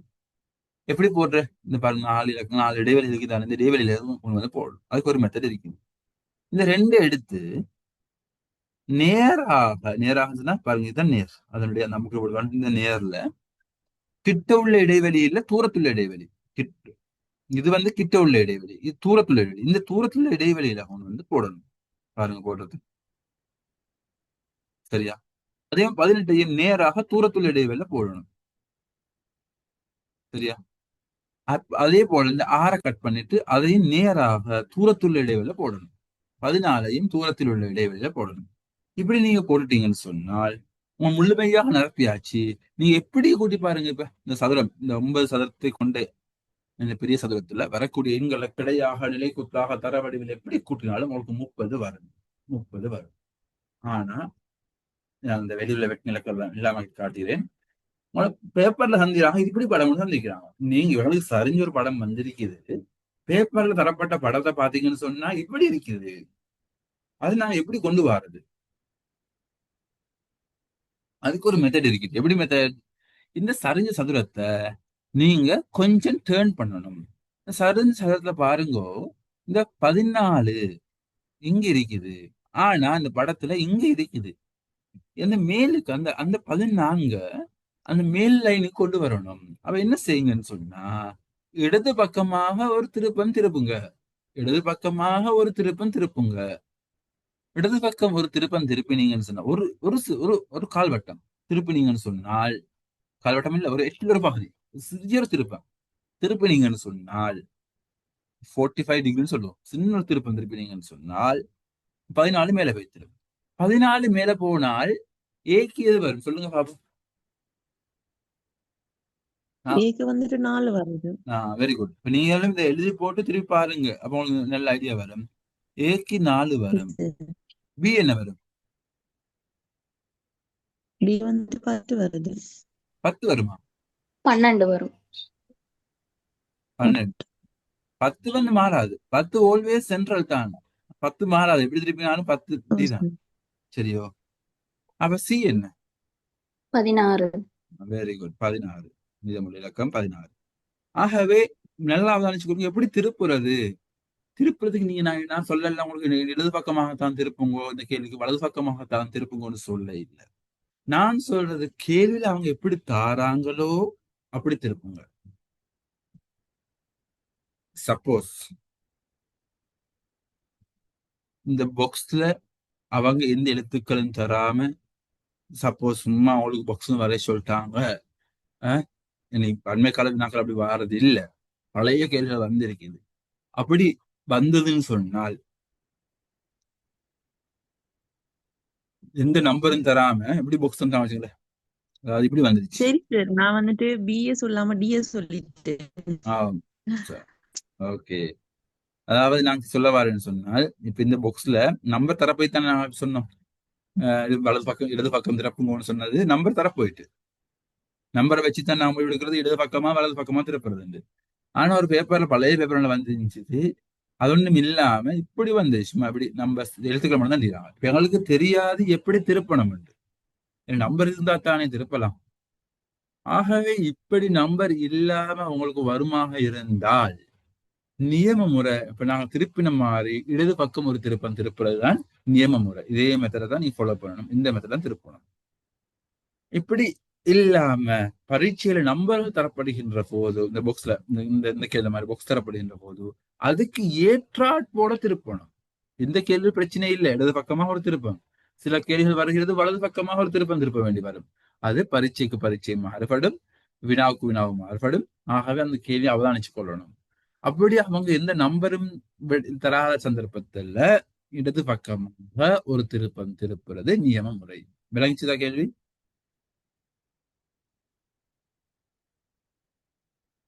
விளங்கிச்சுதா? ஓம் சார் விளங்கிச்சு. ஓகே, அடுத்த கேள்விக்கு போவோம். இது நாங்க கண்டுபிடிச்சிட்டோம். அடுத்த கேள்வி எண், இது வந்து ஒரு எண்கோளம். அடுத்து வரும் என்ன கேட்கிறாங்க. இவ்வாறான வினாக்கள் செய்கின்ற போது மிகவும் இலகுவான முறைன்னு சொன்னால், எண்கோளங்களுக்கு நாங்க ஒரு 4 நுட்பங்களை வச்சிருக்கிறோம். இந்த 4 நுட்பங்களை நீங்க விலை கொண்டீங்கன்னா சரி. நாங்க கேள்விகள் செய்கின்ற போது இப்ப நாங்க இவ்வளவு காலம் வந்து எங்களோட கிளாஸ்ல நாங்க ஒரு 12 கிளாஸ் மாதிரி செய்வோம். அதுல 6 கிளாஸ் வந்து 8 கிளாஸ் வந்து கைட் புக் செய்வோம்.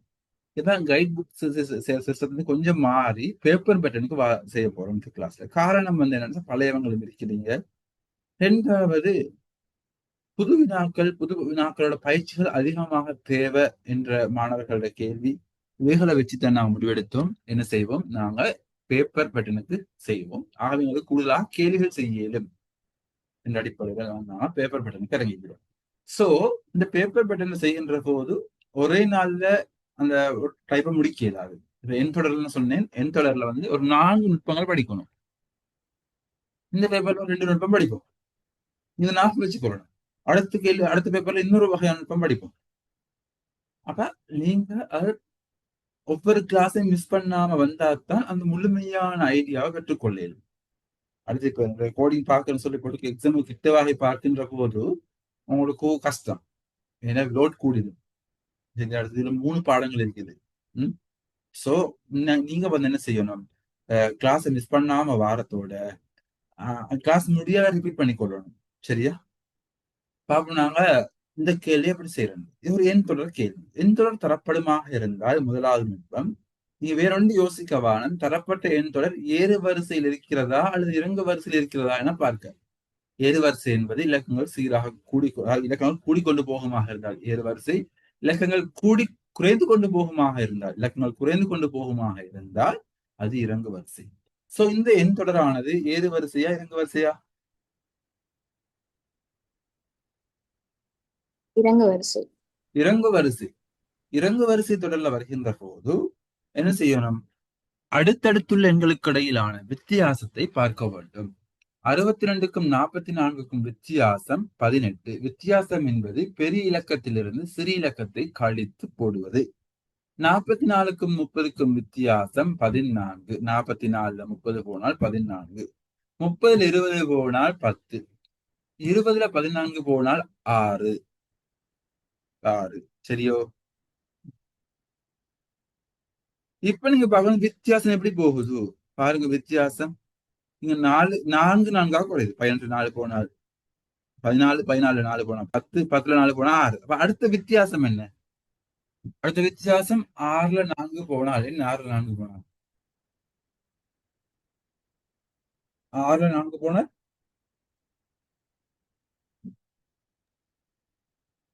6ல 2.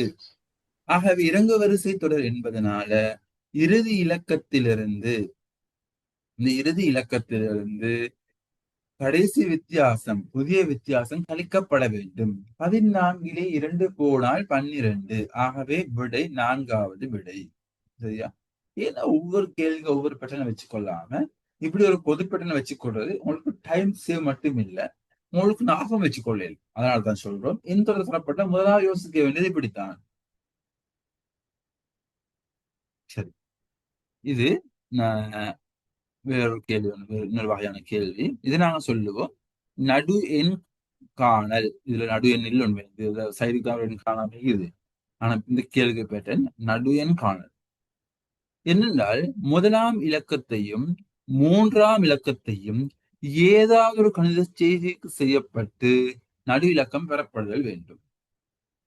என்ன செஞ்சிடாங்க, நாளையும் என்ன செஞ்சு 64 உருவாக்கிடும். தெளிவு. ஏன்? நாளையும் கூட்டினா 8, 8உடைய வர்க்கம் 64.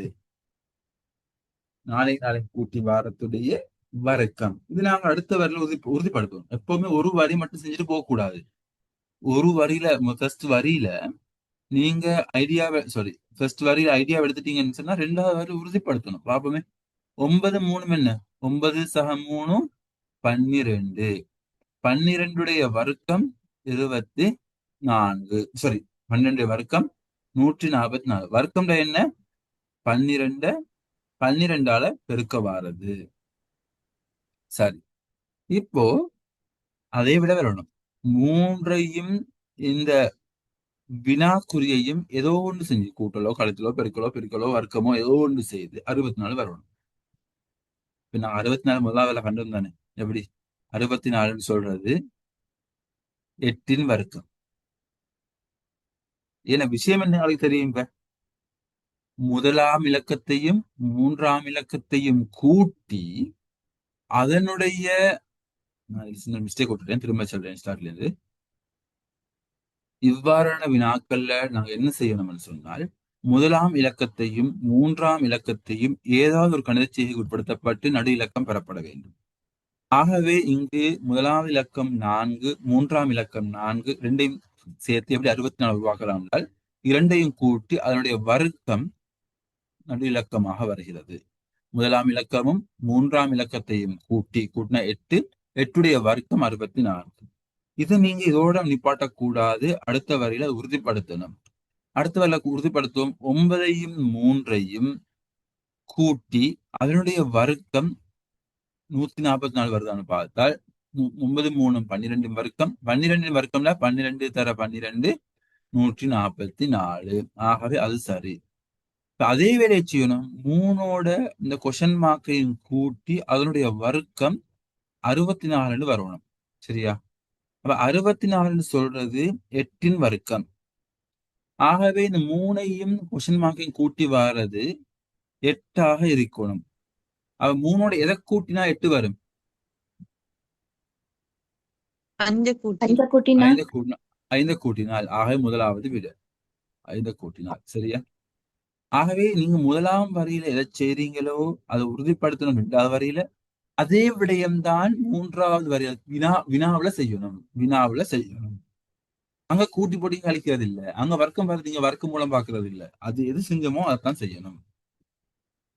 சரி, இதுவும் அவ்வாறான ஒரு கேள்விதான். 3ஐயும் 2ஐயும் இதெல்லாம் பாஸ் பேப்பர்ல வந்த வினாக்கள். சரியா? 3ஐயும் 2ஐயும் ஏதோ ஒன்று செய்து நடு இலக்கம் பெறப்பட வேண்டும். என்ன செய்திருப்பாங்க பாபம்?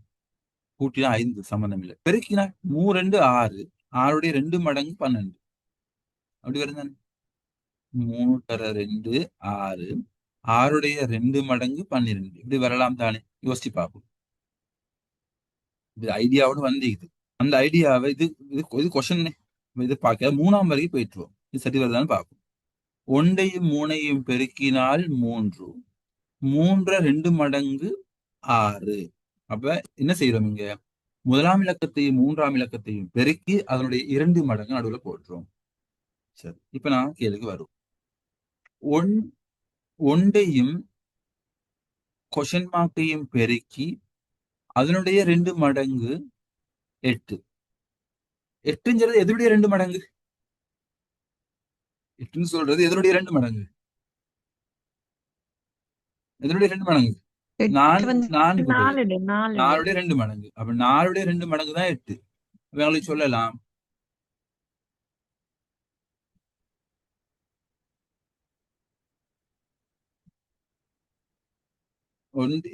சொல்லலாம் இது வந்து 4. ஆகவே வினாக்குறி என்ன? 4 வரும்னா 1 4 பெருக்கதான் 4. ஆகவே 4 4 என்பது 2வது விடை.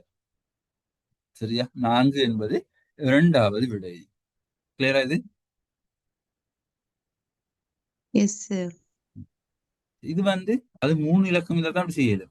இது கூடுகி பாத்தீங்களா? அவை அப்படி செய்யக்கூடிய ஒரு வினா இல்ல. இது என்ன செஞ்சுக்கிறாங்க?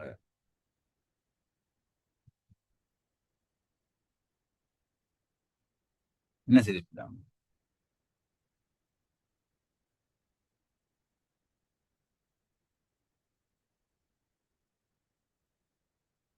சொல்லுங்க பாப்பி, யோசிச்சு பாருங்க.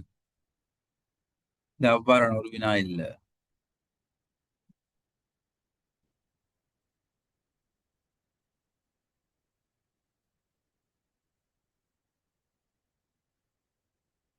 இது ஒரு வித்தியாசமான கேள்வி. நாங்க கைட் புக்ல உங்களுக்கு விருப்பமான அவங்களுக்கு கைட் புக் எடுக்கலும் சம்பந்தமா அடுத்த கிளாஸ் சொல்றேன்னா, இந்த கைட் புக்ல வந்து ஒரு கைடு ஒன்று வரும், புது வகை வினாக்கள் உண்டு. அந்த மாதிரியான வினா உண்டு. இது என்னண்டா இது? கூட்டுங்க. 1 2 3 3 5 8 7 5 12 12 9 21. சும்மா கூட்டுங்க. இது எப்படின்னு சொன்னால், இந்த கேள்வி எப்படி வந்ததுன்னு சொன்னா, இது நான் ஆல்ரெடி சொன்ன மாதிரி பாஸ்ட் பேப்பர் வினா 8 8. இது 21, இதுவும் 21ஆக வரணும் என்ற அடிப்படையிலான ஒரு வினா. சரியா? அதுவும் 21ஆக வரணும் என்ற அடிப்படையிலான வினா. நடு 3 21, தொங்கல் 2 8 என்ற அடிப்படையிலான ஒரு வினா.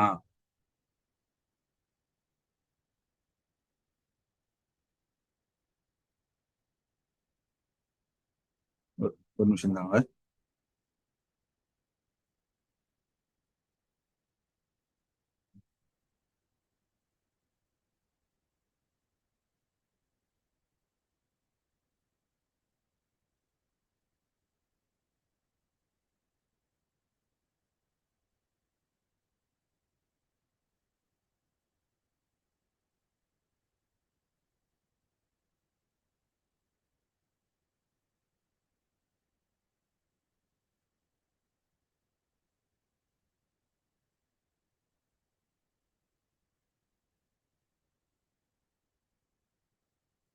ஓகே. ஸோ இது 21ஆக மாத்தணும்னு சொன்னா என்ன செய்யணும்? 4ம் 9ம் எங்களுக்கு தெரியும் 13. 13ஓட எதை கூட்டினா 21? 8 கூட்டினார். ஆகவே மிஸ்ஸிங் நம்பர் வந்து 8. 2வது விட. இது வந்து ஒரு இதுக்கு இப்படிதான் ஆக்சுவல் செய்வோம். முதல்ல பொது வகையான வினாக்கள் சொல்லுது. இதுக்கு வந்து பெட்டன் இதுதான் சொல்ல இயலாது. இப்படி வந்தா இப்படி யோசிக்கலாம் விஷயத்த சொல்லுவோம். அவ்வாறான ஒரு வினாக இது நாங்கள் சம்பந்தமாக அதிகமான பயிற்சியை பிறகு எடுப்போம். இது ஒரு எண் தொடர். திரும்பவும் இது என்ன தொடர் சொல்லுங்க பார்ப்போம். இது இறங்கு வரிசை தொடர். அடுத்துள்ள எண்களுக்கு இடையிலான வித்தியாசத்தை பார்க்க வேண்டும். 112. அப்ப அடுத்துள்ள எண்களுக்கு இடையிலான வித்தியாசம் என்ன? 112க்கும் 76க்கும் வித்தியாசம் 38. 74க்கும் 46க்கும் வித்தியாசம் 28. 46க்கும் 26க்கும் உள்ள வித்தியாசம் 20. சரி, அடுத்து கண்டுபிடிக்கணும் நான். இப்ப சில பேருக்கு வித்தியாசத்தை வச்சு அவங்களுக்கு சொல்ல இயலுமாக இருக்கும். இப்படித்தான் போகுது. சில பேருக்கு சொல்ல இயலாது. சில வினாக்கள்ல யாருக்குமே சொல்ல இயலாது. வித்தியாசம் தெளிவில்ல. வித்தியாசம் தெளிவில்லாத சந்தர்ப்பத்துல வித்தியாசத்தின் வித்தியாசத்தை பாருங்கள். நாம் கைட் புக்ல 3வது கைட் இது படிப்போம். இத வித்தியாசத்தின் வித்தியாசத்தை பாருங்கள். வித்தியாசத்தின் வித்தியாசம் என்ன? 38க்கும் 28க்கும் என்ன வித்தியாசம்? 10. 28க்கும் 20க்கும் வித்தியாசம் என்ன? 8. ஐடியா ஒன்று வருது. முதலாவது வித்தியாசத்துல இருந்து 2வது வித்தியாசம் பார்க்கணும். 2 குறைஞ்சிருக்குது. வித்தியாசத்தின் வித்தியாசத்தை பத்தி பேசுறேன் நான் பேசுறேன். இங்க 10 8 2 குறைஞ்சிருக்குது. அடுத்து இன்னும் 2 குறையணும். 8ல 2 போனா 26 வரும், 6 வரும். Very good. 8ல 2 போனா 6. பிரதான வித்தியாசம் என்ன? பிரதான வித்தியாசம் 20ல 6 போனால் 14. பிரதான வித்தியாசம் 14. சரியோ? பிரதான வித்தியாசம் 14. ஏன் பாருங்க, 38ல 10 போனால் 28, 28ல 8 போனால் 20, 20ல 6 போனால் 14.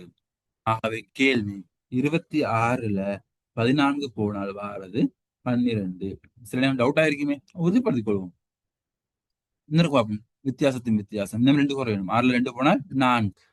14ல 2 போனால் 14ல 4 போனால் 10. ஆக 12ல 10 போனால் 2. 12ல 10 போனால் 2. சரியோ? 2. ஆகவே என்னோட கேள்வி சரி. 2 தான் வந்திருக்குது. ஆகவே 12 என்பது விட 2வது விட. சரி, இப்ப இது வந்து நான் சொல்லுவோம் தகவல் அமைப்பு வினாக்கள் உங்களுக்கு வரும்.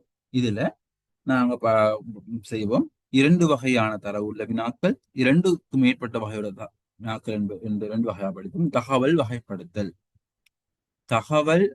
வகைப்படுத்தல். இந்த கேள்விகள் நீங்க செய்கின்ற போது கேள்வியை பார்த்தோன்னே கண்டுபிடிக்கக்கூடியதாக இருக்கணும். அவ்வளவு பயிற்சி தேவைக்கு தகவல்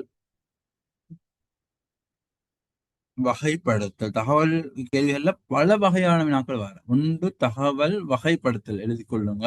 ஒன்று தகவல் வகைப்படுத்தல், இன்னொன்று தகவல் ஒழுங்கமைத்தல் மிக முக்கியமான பகுதி. நாங்க பிறகு பார்ப்போம். தகவல் ஒழுங்கமைத்தல், வரிசைப்படுத்தல்.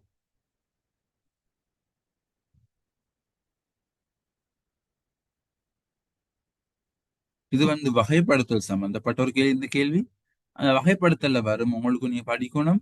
இரண்டு வகை இரண்டுக்கு மேற்பட்ட வகை, இரண்டு வகையிலையும் படிக்கணும். பாசிட்டிவ் நேர்தரவு, மறைத்தரவு, ரெண்டு வகையாக பார்க்கணும். ஆகவே இதுல நான் இன்றைய பார்க்க போறது உண்மையில மிக மிக மிக முக்கியமான பகுதி எதுன்னு சொன்னா, இந்த இரண்டுக்கும் மேற்பட்ட வகை தரவும் இந்த ஒழுங்கமைத்தல் என்பது மிக மிக முக்கியம். சரி, இது மிக மிக முக்கியம். சரியா, மிக மிக முக்கியம். ஆகவே நாங்க இன்னைக்கு பார்க்க போறது இந்த வகைப்படுத்தல்ல இரண்டுக்கு மேற்பட்ட வகை தரவு. சரி, கமல், விமல், நிமல், சீலன் ஆகியோர் பதுள்ளை, கம்பஹா, மாத்திரை, மட்டக்களப்பு ஆகிய ஊர்களில் வசிப்போர் ஆவர். அவர்கள் அனைவரும் முகநூல் நண்பர்கள் ஆவர். Facebook friends. இவர்கள் ஒவ்வொருவருக்கும் ஒவ்வொரு விருப்ப பாடங்கள் உண்டு. இவர்களது விருப்ப பாடங்கள் ஆவன என்று சொல்லி பாடங்களை பத்தி சொல்றாங்க. இங்கு தரப்பட்ட பெயர், ஊர் மற்றும் பாடங்கள் சரியான ஒழுங்கில் இல்லை. ஆனா இங்க எத்தனை வகை தரவுன்னு அவங்களே சொல்லிட்டாங்க. எத்தனை வகை தரவு இங்க இருக்குது சொல்லுங்க பாப்போம். எத்தனை வகை தரவு? நான் இப்ப வாசிச்சதுலேயே சொல்லிட்டேன் எத்தனை வகை தரவு. எத்தனை வகை தரவு பேசுங்க. எத்தனை வகை தரவு? 3 வகை இருக்கு. 3 வகை. 3 வகை பாருங்க, இங்க சொல்லியாங்க. 3 வகை. 3 வகை. சில கேள்விகளை சொல்லுவாங்க, சில கேள்விகள் சொல்ல மாட்டாங்க. சொல்லி வைக்கிறாங்க பெயர், ஊர், பாடங்கள் என்ற 3 வகை தரவு. அப்ப 2க்கு மேற்பட்ட வகை தரவாக இருந்தால் நீங்க செய்ய வேண்டிய மெத்தட் இதுதான். இதை எழுதி கொள்ளுங்க. 3க்கும் தலைப்பிட்டுக் கொள்ளுங்க. 3 வகைக்கும் தலைப்பு தந்திருக்கிறாங்க. பெயர், ஊர், பாடம் எழுதி கொள்ளுங்க. தலைப்பிட்டு கொண்டு எனக்கு ஒன்றுமே தெரியாது, யாரு, எந்த ஊரு, எந்த பாடம் எதுவுமே தெரியாது. ஆகவே ஒரு வகை தரவை தெரிந்த வகை தரவாக எடுக்க வேண்டும். ஒரு வகை தரவை தெரிந்த வகை தரவாக எடுக்க வேண்டும். இப்ப நாங்களுக்கு இதுல வழமையாக நாங்கள் பெயரைத்தான் தெரிந்த வகையாக எடுப்போம். ஆக பெயரை தரப்பட்ட ஒழுங்கிலே எழுதி கொள்ளுங்கள். கமல், விமல், நிமல், சீலன் எழுதி கொள்ளுங்க. சரியா? 4 பேருடைய பெயரையும் தரப்பட்ட ஒழுங்கிலே எழுதி கொண்டேன். அவ்வளவுதான். அப்ப இந்த பந்தியுடைய வேலை முடிஞ்சது. இனி இந்த பந்தியை வாசிக்கிறது இல்லை. பந்தியிலிருந்து எத்தனை வகை தரவு கண்டுபிடிச்சோம், தலைப்பிட்டுக் கொண்டோம், ஒரு வகை தரவாக பெயரை எடுத்து தரப்பட்ட ஒழுங்கிலே எழுதி கொண்டோம். இப்போ கிழக்கு தரப்பட்ட தரவுகளை வாசிக்க வேண்டும். தரவுகளை எப்படி வாசிக்கணும்?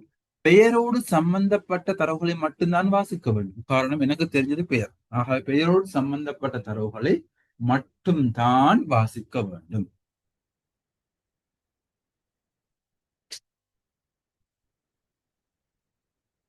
சரியா? முதலாவது தரவோட பேர் சம்பந்தப்பட்டீங்களா?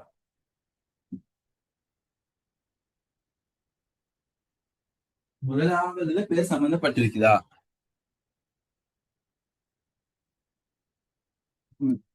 பேசுங்க. முதலாவதுல பேர் சம்பந்தப்பட்டிருக்குதா?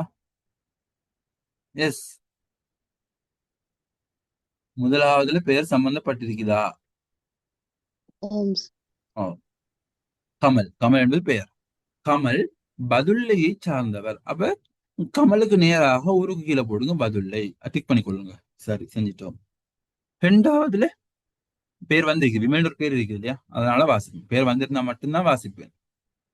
கணித பாடத்தை விருப்ப பாடமாக கொண்ட விமல். அவ விமலுடைய பாடம் கணிதம். அவர் மட்டக்களப்பை சார்ந்தவர். பாடத்துக்கு கணிதம் போடுங்க, ஊருக்கு மட்டக்களப்பை போடுங்க. ஃபர்ஸ்ட் கணிதத்தை போட்டுட்டு மட்டக்களப்பை 2வது போடுங்க. ஏன்னா உடைச்சு தான் வாசிக்கணும். கணித பாடம் விருப்ப பாடமாக கொண்ட விமல் நிப்பாட்டிட்டு பாடத்துக்கு கீழே கணிதத்தை போடுங்க. அதுக்கு பிறகு ஊருக்கு மட்டக்களப்பை போடுங்க.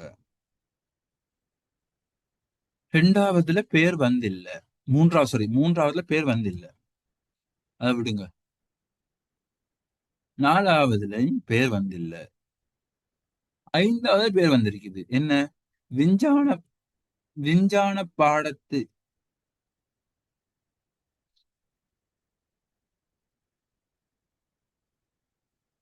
ஓகே. ஐந்தாவதுல பேர் வந்து என்ன வந்திருக்குது? விஞ்ஞானத்தை விருப்ப பாடமாக கொண்டவர் நிமல் இல்லை. அவன் நிமலுக்கு விஞ்ஞானம் போட முடியாது. இங்க விஞ்ஞானம் போட இயலாது. சாரி, நிமலுக்கு விஞ்ஞானம் போட இயலாது. நிமலுக்கு விஞ்ஞானம் வராது. விஞ்ஞானம் வந்து கமலுக்கோ சீலனுக்கோ தான் போட வேண்டும். சரியா? ஆனா விஞ்ஞானம் சம்பந்தப்பட்ட ஒரு கூற்று மேலுக்குள்ள தரவுல இருக்குது. என்னது? வேற பேரோட சம்பந்தப்பட்ட தரவுகள் இல்ல. அதனால அதுக்கு பொருள் வாசிச்சுதான் ஆகணும். ஐந்தாவது சொல்றாங்க நிமலுக்கு விஞ்ஞானத்தை போட இயலாண்டு. அப்ப விஞ்ஞானம் யாருக்கு வரும் தெரியும்? கமலுக்கும் வரையிலும் சீலனுக்கும் வரையிலும். இப்ப சொல்றாங்க விஞ்ஞானத்தை பத்தி என்ன? மாத்திரையைச் சேர்ந்தவர் விஞ்ஞான பாடத்தை விருப்ப பாடமாக கொண்டவர். அப்ப மாத்திரையும் விஞ்ஞானமும் ஒரே ஆளுக்கு வரணும். மாத்திரையும் விஞ்ஞானமும் ஒரே ஆளுக்கு வரணும். அப்ப கமலுக்கு போட இயலுமா? அது என்ன? விஞ்ஞானம் வரக்கூடிய 2 பேர் தான், கமல் சீலன். கமலுக்கு போட இயலுமா? கமலுக்கு இல்ல. போட இயல. ஏன்னா கமலுக்கு பதில்ல வந்துருச்சு. ஆக கமலுக்கு போட முடியாது. போடக்கூடிய ஒரே ஒரு ஆள் யாரு? சீலை. சீலனுக்கு போடுங்க. மாத்தரை விஞ்ஞானம். சரியோ? மாத்தரை விஞ்ஞானம். அப்ப டிக் பண்ணி கொள்ளுங்க. 4வது சரி, 5வது சரி. ஒரே ஒரு தடவை இஞ்சிரி. இப்ப பாருங்க, ஊர்கள்ல 3 ஊர் தெரியும் உங்களுக்கு. 4வது எஞ்சிய ஊர் அந்த இடைவெளியில போடுங்க. பதுளை, மட்டக்களப்பு, மாத்தரை தெரியும். இந்த மிச்சம் கம்பஹா தூக்கி அந்த இடைவெளிக்கு போடுங்க. அதுக்கு தரவு தேடுறது இல்ல. சரி, இப்ப உங்களுக்கு எல்லா ஊரும் தெரியும். ஊரோட சம்பந்தப்பட்டது இனி வாசிக்கலாம். 3வது தரவு மட்டும் எஞ்சிருக்கு, வாசிப்போம். சங்கீத பாடத்தை விருப்ப பாடமாக கொண்டவர் பதுள்ளையைச் சேர்ந்தவர் அல்ல. இந்த பதுள்ளையைச் சேர்ந்தவருக்கு சங்கீதம் போட இயலாதான். அப்ப சங்கீதம் எங்க போடுறது? நிமலுக்கு. சங்கீதம் ஒரு ஆள் போட ஆகணும். விமலுக்கும் சீலனுக்கும் ஏற்கனவே பாடங்கள் கொடுத்தாச்சுது. அவன் நிமலுக்கு போடுவோம் சங்கீதத்தை. எஞ்சிய பாட கமலுக்கு வரும். கமலுக்கு எது வரும்? கமலுக்கு வந்துட்டு சங்கீதம் வருது. கமலுக்கு நிமலுக்கு வந்து வரலாறு வருது. கமலுக்கு சங்கீதம் வர முடியாது. காரணம் என்ன? சங்கீத பாடத்தை விருப்ப பாடமாக கொண்டவர் பதுள்ளையைச் சேர்ந்தவர் அல்லர். அப்ப கமல் வரலாறு வரும். பதுல்லை இங்க இருக்கிறதுனால எனக்கு சங்கீதத்தை பற்றி போட இயலாது. சரியா? ஆகவேதான் எங்க போடுறேன். போட்டு எஞ்சிய பாடம் எதுன்னு பாருங்க. எஞ்சிய பாடம் கணிதம் கொடுத்துட்டோம், விஞ்ஞானம் குடிச்சுக்கிறோம், சங்கீதம், வரலாறு. வரலாறு. வரலாறு தூக்கி போடுங்க இந்த கமலுக்கு. சரியா? கிளியரா இது? ஓ சார். ஓகே. சங்கீத ஆசிரியரின் ஊர் என்ன? சங்கீத ஆசிரியரின் ஊர். சங்கீதம் யாருக்கு? கம்பஹா. 2வது. வரலாற்று பாடத்தை விருப்ப பாடமாக கொண்ட மாணவர் யார்? வரலாறு பாடத்தை விருப்ப பாடமாக கொண்டவர் கமல். 1வது. கம்பஹாவை சேர்ந்த மாணவர் யார்? கம்பஹாவை சார்ந்த மாணவர் நிமல். 3வது. சீலனின் விருப்ப பாடம் என்ன? சீலனுடைய விருப்ப பாடம் வந்து விஞ்ஞானம். சரியோ? பதுள்ளையைச் சேர்ந்த மாணவனின் விருப்ப பாடம். பதுள்ளையைச் சேர்ந்த மாணவனின் விருப்ப பாடம் வந்து வரலாறு. அடுத்த கேள்வி. இந்த கேள்விக்கு நான் ஒரு விளக்கம் ஒன்று சொல்லிட்டு தான் போகணும். இந்த கேள்வி கொஞ்சம் அட்வான்ஸ். அதனால 2 ஊர்கள் இருக்குது. சரியா? எக்ஸ் வைன்னு 2 ஊர்கள் இருக்குது. வேற என்ன? பி கியூன்னு 2 ஊர்கள் இருக்குது. பி கியூன்னு 2 ஊர்கள் இருக்குது. இந்த 2 ஊர்களுக்கும் இடைப்பட்ட தூரம்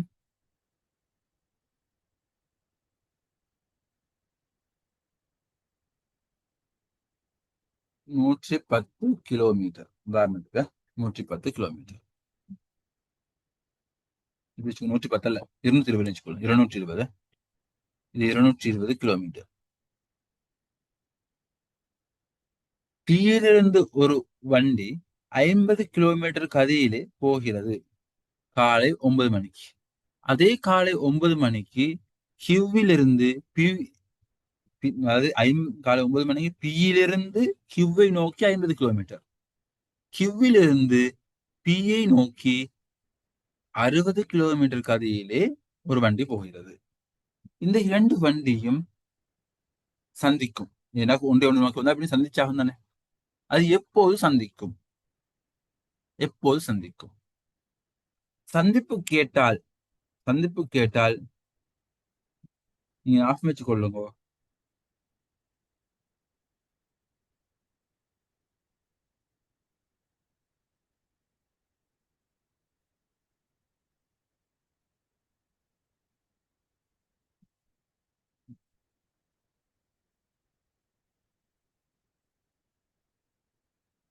மொத்த தூரத்தின் கீழ் மொத்த வேகம். மொத்த தூரம் என்பது இரண்டுக்கும் இடைப்பட்ட தூரம் 220. மொத்த வேகம் என்பது இரண்டு வேகங்களின் கூட்டுத்தொகை.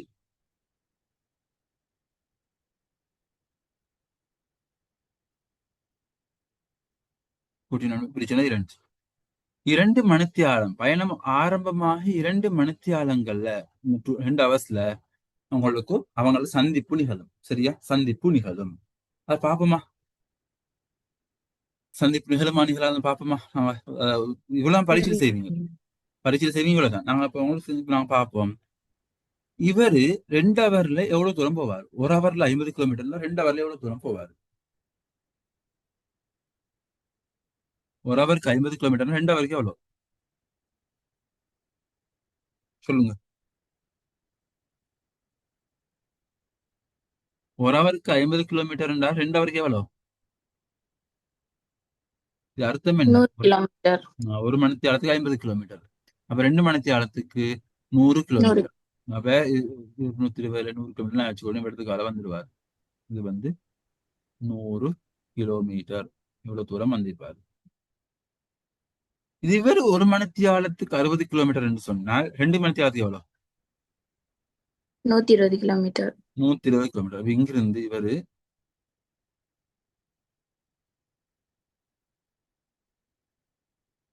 இது 100 + 120 எவ்வளவு மொத்தம்?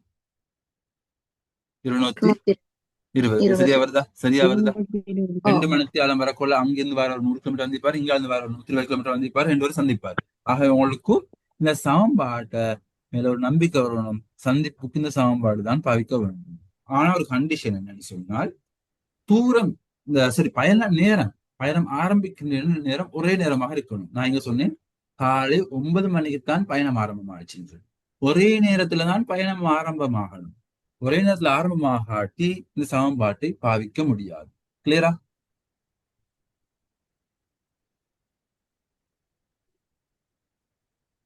சரி, நாங்க இப்ப இந்த கேள்விக்கு வருவோம்.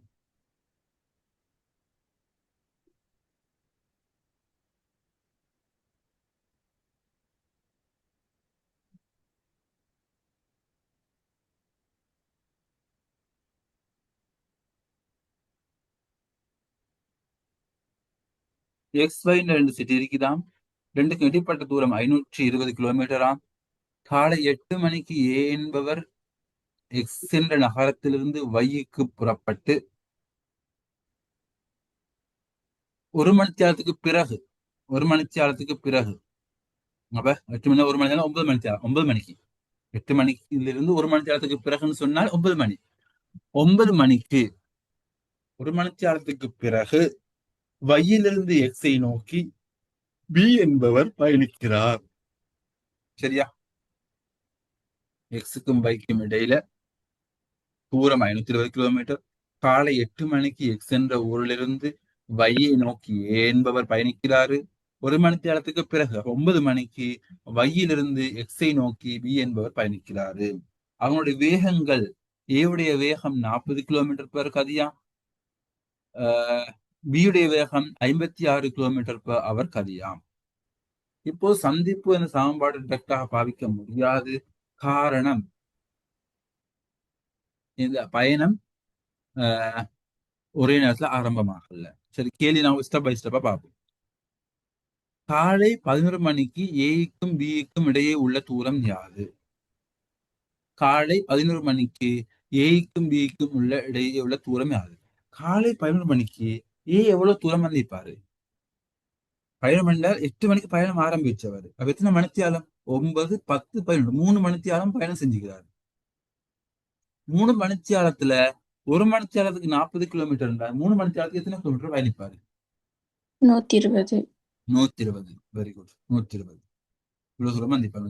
உதாரணத்துக்கு பி பி வந்து காலை 9 மணிக்கு தான் பயணத்தை ஆரம்பிக்கிறது. 10, 11 2 மணித்தியாலம். 1 மணித்தியாலத்துக்கு 56 என்றால் 2 மணித்தியாலத்துக்கு எவ்வளவு? 112. அப்ப இப்ப ரெண்டு பேருக்கும் இடைப்பட்ட தூரம் எவ்வளவு? 120 112 கூட்டினா 232. 520ல 232 கழிச்சிட்டோம்னு சொன்னா வாருது 288 கிலோமீட்டர். அதுதான் இடைப்பட்ட தூரம். அது விளங்குச்சுதா இந்த கேள்வி? 288 கிலோமீட்டர் விளங்குச்சா இந்த கேள்வி? இவர் 120 வந்திருப்பாரு, அவர் 112 வந்திருப்பாரு. ரெண்டுக்கும் இடையில இருக்கிற தூரம் வந்து மொத்தம் 520 ஆகிறதுனால 120 112 கூட்டி 520 கழிச்சோம் 288. சரியா? சொல்லணும், திரும்ப சொல்லணுமா? பேசுங்க,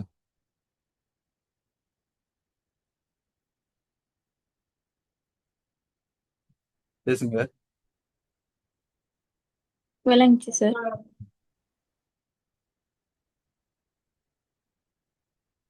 11:30 மணிக்கு, காலை 11:30 மணிக்கு ஏ என்பவர் வைக்கு எத்தனை கிலோமீட்டர் தொலைவில் இருப்பார்? ஏ என்பவர் அப்ப 11:30 2:30 எத்தனை மணி? 3:30 மணி தேவை இல்லையா? ஏ பொறுத்தவரை 8 மணிக்கு பயணம் செஞ்சவர் 9, 10, 11 11:30 3:30 மணி தேவை. 1 மணித்தியாலத்துக்கு 40 கிலோமீட்டர், 3 மணித்தியாலத்துக்கு நீங்க சொன்னீங்க 120 120. 3:30 மணித்தியாலம், அரை மணி நேரத்துக்கு எவ்வளவு போவாரு? 20 கிலோமீட்டர். அப்ப 120 140. 140 வந்துட்டாரு. இங்கால 140. கேள்வி எது? கேள்வி வையிலிருந்து எவ்வளவு தூரம்? வையிலிருந்து எவ்வளவு தூரம்? 520ல 140 கழிச்சிட்டோம்னு சொன்னா வாரது 380 கிலோமீட்டர். சரியா? இந்த தூரம் 140 இருந்தால், இந்த தூரம் 140 இருந்தால் இந்த தூரம் எவ்வளவுதான் கேள்வி. சரியா? எப்போ சந்திப்பார்? இதை நான் ஸ்டார்ட்ல பார்த்து சந்திப்பு எப்ப நடக்கும்? நான் சொல்லிட்டேன் உங்களுக்கு, பயணம் ஒரே நேரத்துல ஆரம்பிச்சால்தான் இந்த சமன்பாட்டை பாவிக்கலாம். இதுல வந்து நாங்க என்ன செய்யணும்? டைம் வித்தியாசம் 8 மணி 9 மணி டைம் வித்தியாசம். அப்ப என்ன செய்யறது? என்ன செய்யணும்னு சொன்னால், பிந்திய நேரம் எது? 8 மணியா 9 மணியா? பிந்திய நேரம் பிறகு வந்த டைம் 9 மணி. 9 மணி. அந்த 8 மணிக்கு போன வரையும் 9 மணிக்கு எங்க இருப்பாருன்னு கண்டுபிடிக்கணும். 8 மணிக்கு போனவர் ஒரு தூரம் வந்திப்பாரு. 9 மணிக்கு எவ்வளவு தூரம் வந்திப்பாரு? 1 மணி தேரம் இல்லையா? 1 மணி தேரத்துல எவ்வளவு தூரம் வந்திப்பாரு? 40 kilometre. 40 kilometre. Very good. 40 kilometre. ஏன்னா 1 மணி தேரத்துக்கு 40 கிலோமீட்டர் தான் அர்த்தம். 1 மணி தேரத்துக்கு 40 கிலோமீட்டர். 40 கிலோமீட்டர் வந்திருப்பாரு. அப்ப 9 மணிக்கு 2 பேருக்கும் இடைப்பட்ட தூரம் எவ்வளவு? 520ல இருந்து 40 கழிக்கணும். 480 கிலோமீட்டர். 480 கிலோமீட்டர். சரியா? ஆகவே சந்திப்பு வந்து மொத்த தூரத்தின் கீழ் மொத்த வேகம். மொத்த தூரத்தின் கீழ் மொத்த வேகம். மொத்த தூரம் எவ்வளவு இப்ப? 520 480. Very good. 480 தான் பாவிக்க வேண்டும். ஏன்னா 9 மணி ஒரே நேர பயணம் ஆரம்பிக்கின்ற போது எவ்வளவு தூரம்? 480. மொத்த வேகம் மாறாது, அது கூட்டி போட்டா சரி. 40 சக 56 96 96 480 96 பிரிச்சோம்னா 5 முறை. ஆகவே 5 மணித்தியாலம் பயணம் ஆரம்பமாகி 5 மணித்தியாலங்கள். இது 8 மணிலிருந்து 5 மணித்தியாலமா 9 மணிலிருந்து 5 மணித்தியாலமா? 9 மணியில இருந்து. 9 மணிலிருந்து. அப்ப சொல்லுங்க பாப்போம். 9 மணிலிருந்து 5 மணித்தியாலம் எத்தனை மணி? 10, 11, 12, 1, 2. பிற்பகல் 2 மணி. 4வது விடை.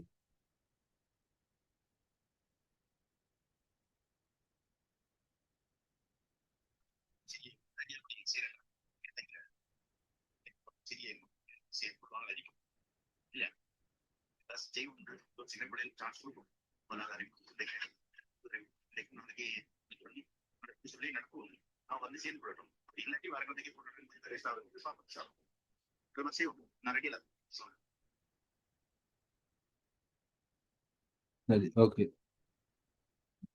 அடுத்த கேள்வி.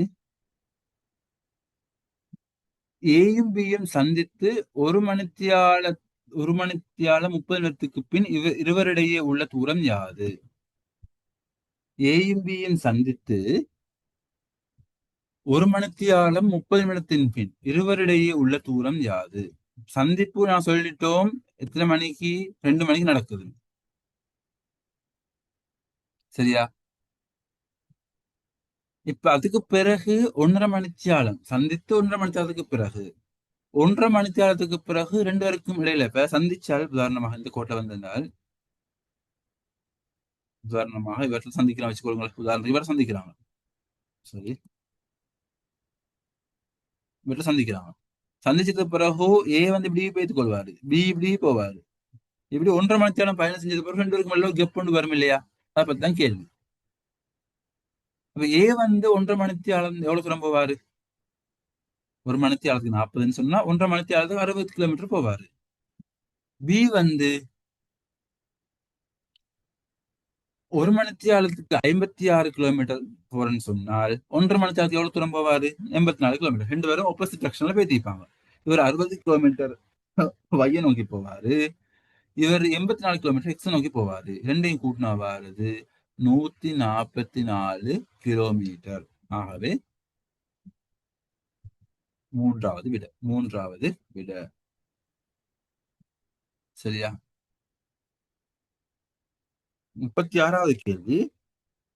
ஒரு நிமிஷம் தாங்க.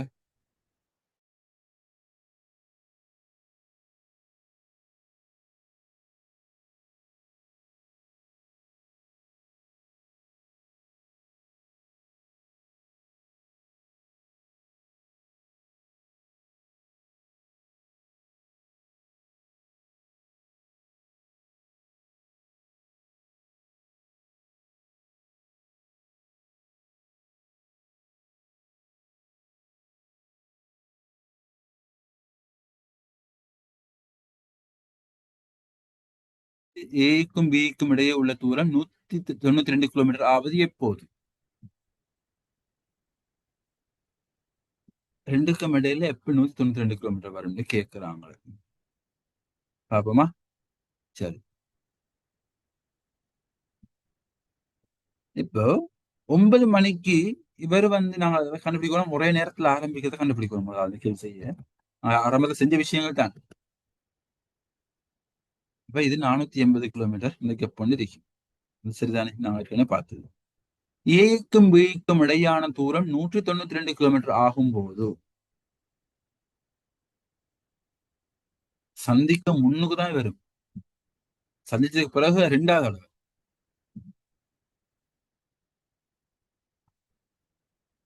180ல 192 கழிச்சால் வாரது 288 கிலோமீட்டர். பாருங்க, சிம்பிளா செய்யறத. இந்த படம் எல்லாம் பழசி, ஏற்கனவே கேள்வி பாவிச்சது. இந்த கேள்வி சிம்பிளா செய்யறத பார்த்துக்கொள்ளுங்க. இப்ப ஏக்கும் பிக்கும் இடையிலான தூரம் 192 கிலோமீட்டர் ஆகும் போதுதான் கேட்கிறாங்க. அப்ப 9 மணிக்கு 2க்கும் இடைப்பட்ட தூரம் 480 கிலோமீட்டர். அவ 2 பேரும் சேர்ந்து அவங்களுக்கு இடைப்பட்ட தூரம் 192 கிலோமீட்டர் ஆக வரணும்னு சொன்னா 2 பேரும் சேர்ந்து ஒரு தூரம் பயணம் செஞ்சுக்கணும் தானே? அது எவ்வளவு தூரம் பயணம் செஞ்சுக்கணும்? 480ல 192 போனால் 288. சரியோ? ஆகவே ஏயும் பியும் சேர்ந்து 1 மணித்தியாலத்துக்கு எவ்வளவு தூரம் பயணிக்கிறாங்க? ஏ வந்து 40 வாராரு, பி வந்து 56 வாராரு. ரெண்டையும் கூட்டினா 96. ஏ 40, பி 56. ரெண்டையும் கூட்டினா 96. சரியோ? 1 மணித்தியாலத்துக்கு 96. 2 மணித்தியாலத்துக்கு எவ்வளவு?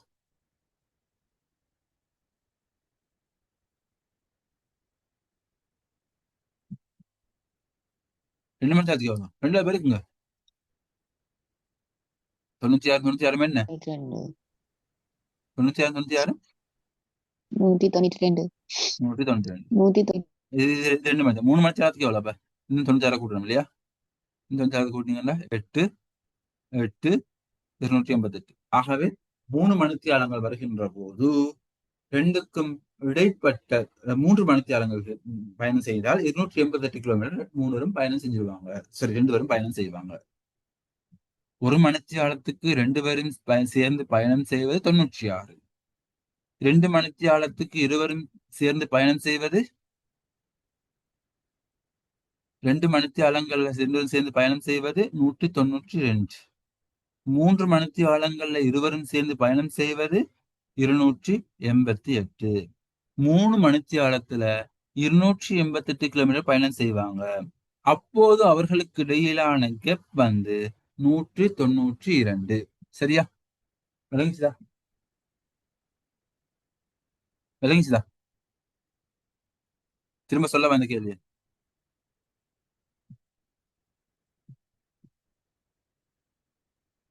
திரும்ப சொல்லணும்னா சொல்றேன். விளங்கினா அடுத்த பாட்டுக்கு போகும்.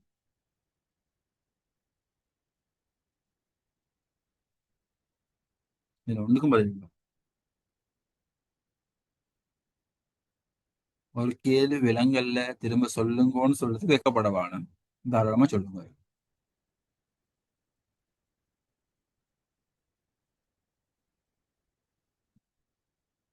இது கிளியர் தானே?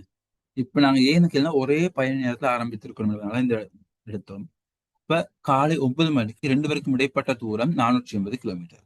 இப்ப கேள்வி ஏக்கும் பிக்கும் இடையிலான தூரம் 192 கிலோமீட்டர் ஆகுவது எப்போது? அவன் இந்த சந்திப்புக்கு முன்னுக்கு தான் இது ஆகும். ஆகவே ஒரு மணித்தியாலத்துக்கு ஏயும் பியும் சேர்ந்து பயணம் சாரி அப்ப 192 கிலோமீட்டர் கெப் வரணும்னு சொன்னா அவங்க எவ்வளவு தூரம் பயணம் செஞ்சிருப்பாங்க 2 பேரும் சேர்ந்து? 480ல 192 போனால் 288 கிலோமீட்டர் பயணம் செய்திருப்பாங்க. 192 கிலோமீட்டர் போனால் 288 கிலோமீட்டர் பயணம் செய்திருப்பார்கள்.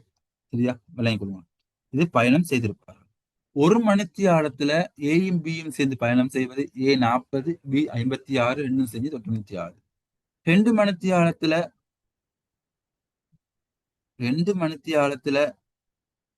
பயணிப்பது 96 96 கூட்டினா 192. 3 மணித்தியாலத்துல பயணம் செய்வது அதோட 96 கூட்டிங்கிற வாரது 288. சரியா? அப்ப 3 மணித்தியாலங்கள் பயணம் செய்கின்ற போது இந்த தூரம் பயணம் செஞ்சிருவாங்க. ஆக இப்ப கெப் இருக்கும், இந்த கெப் இருக்கும். கிளியரா இப்ப? சரியா? ஆகவே 3 மணித்தியாலம் இப்ப காலை 9 மணியிலிருந்து 3 மணித்தியாலங்கள் 10, 11, 12, 12 மணிக்கு சந்திப்பு நிகழும். ஆகவே நண்பகல் 3 மணி 3வது விட. சரியா? கிளியரா இது? சொன்னோம். நீங்க பேசிக்கொண்டு வரும் காணல.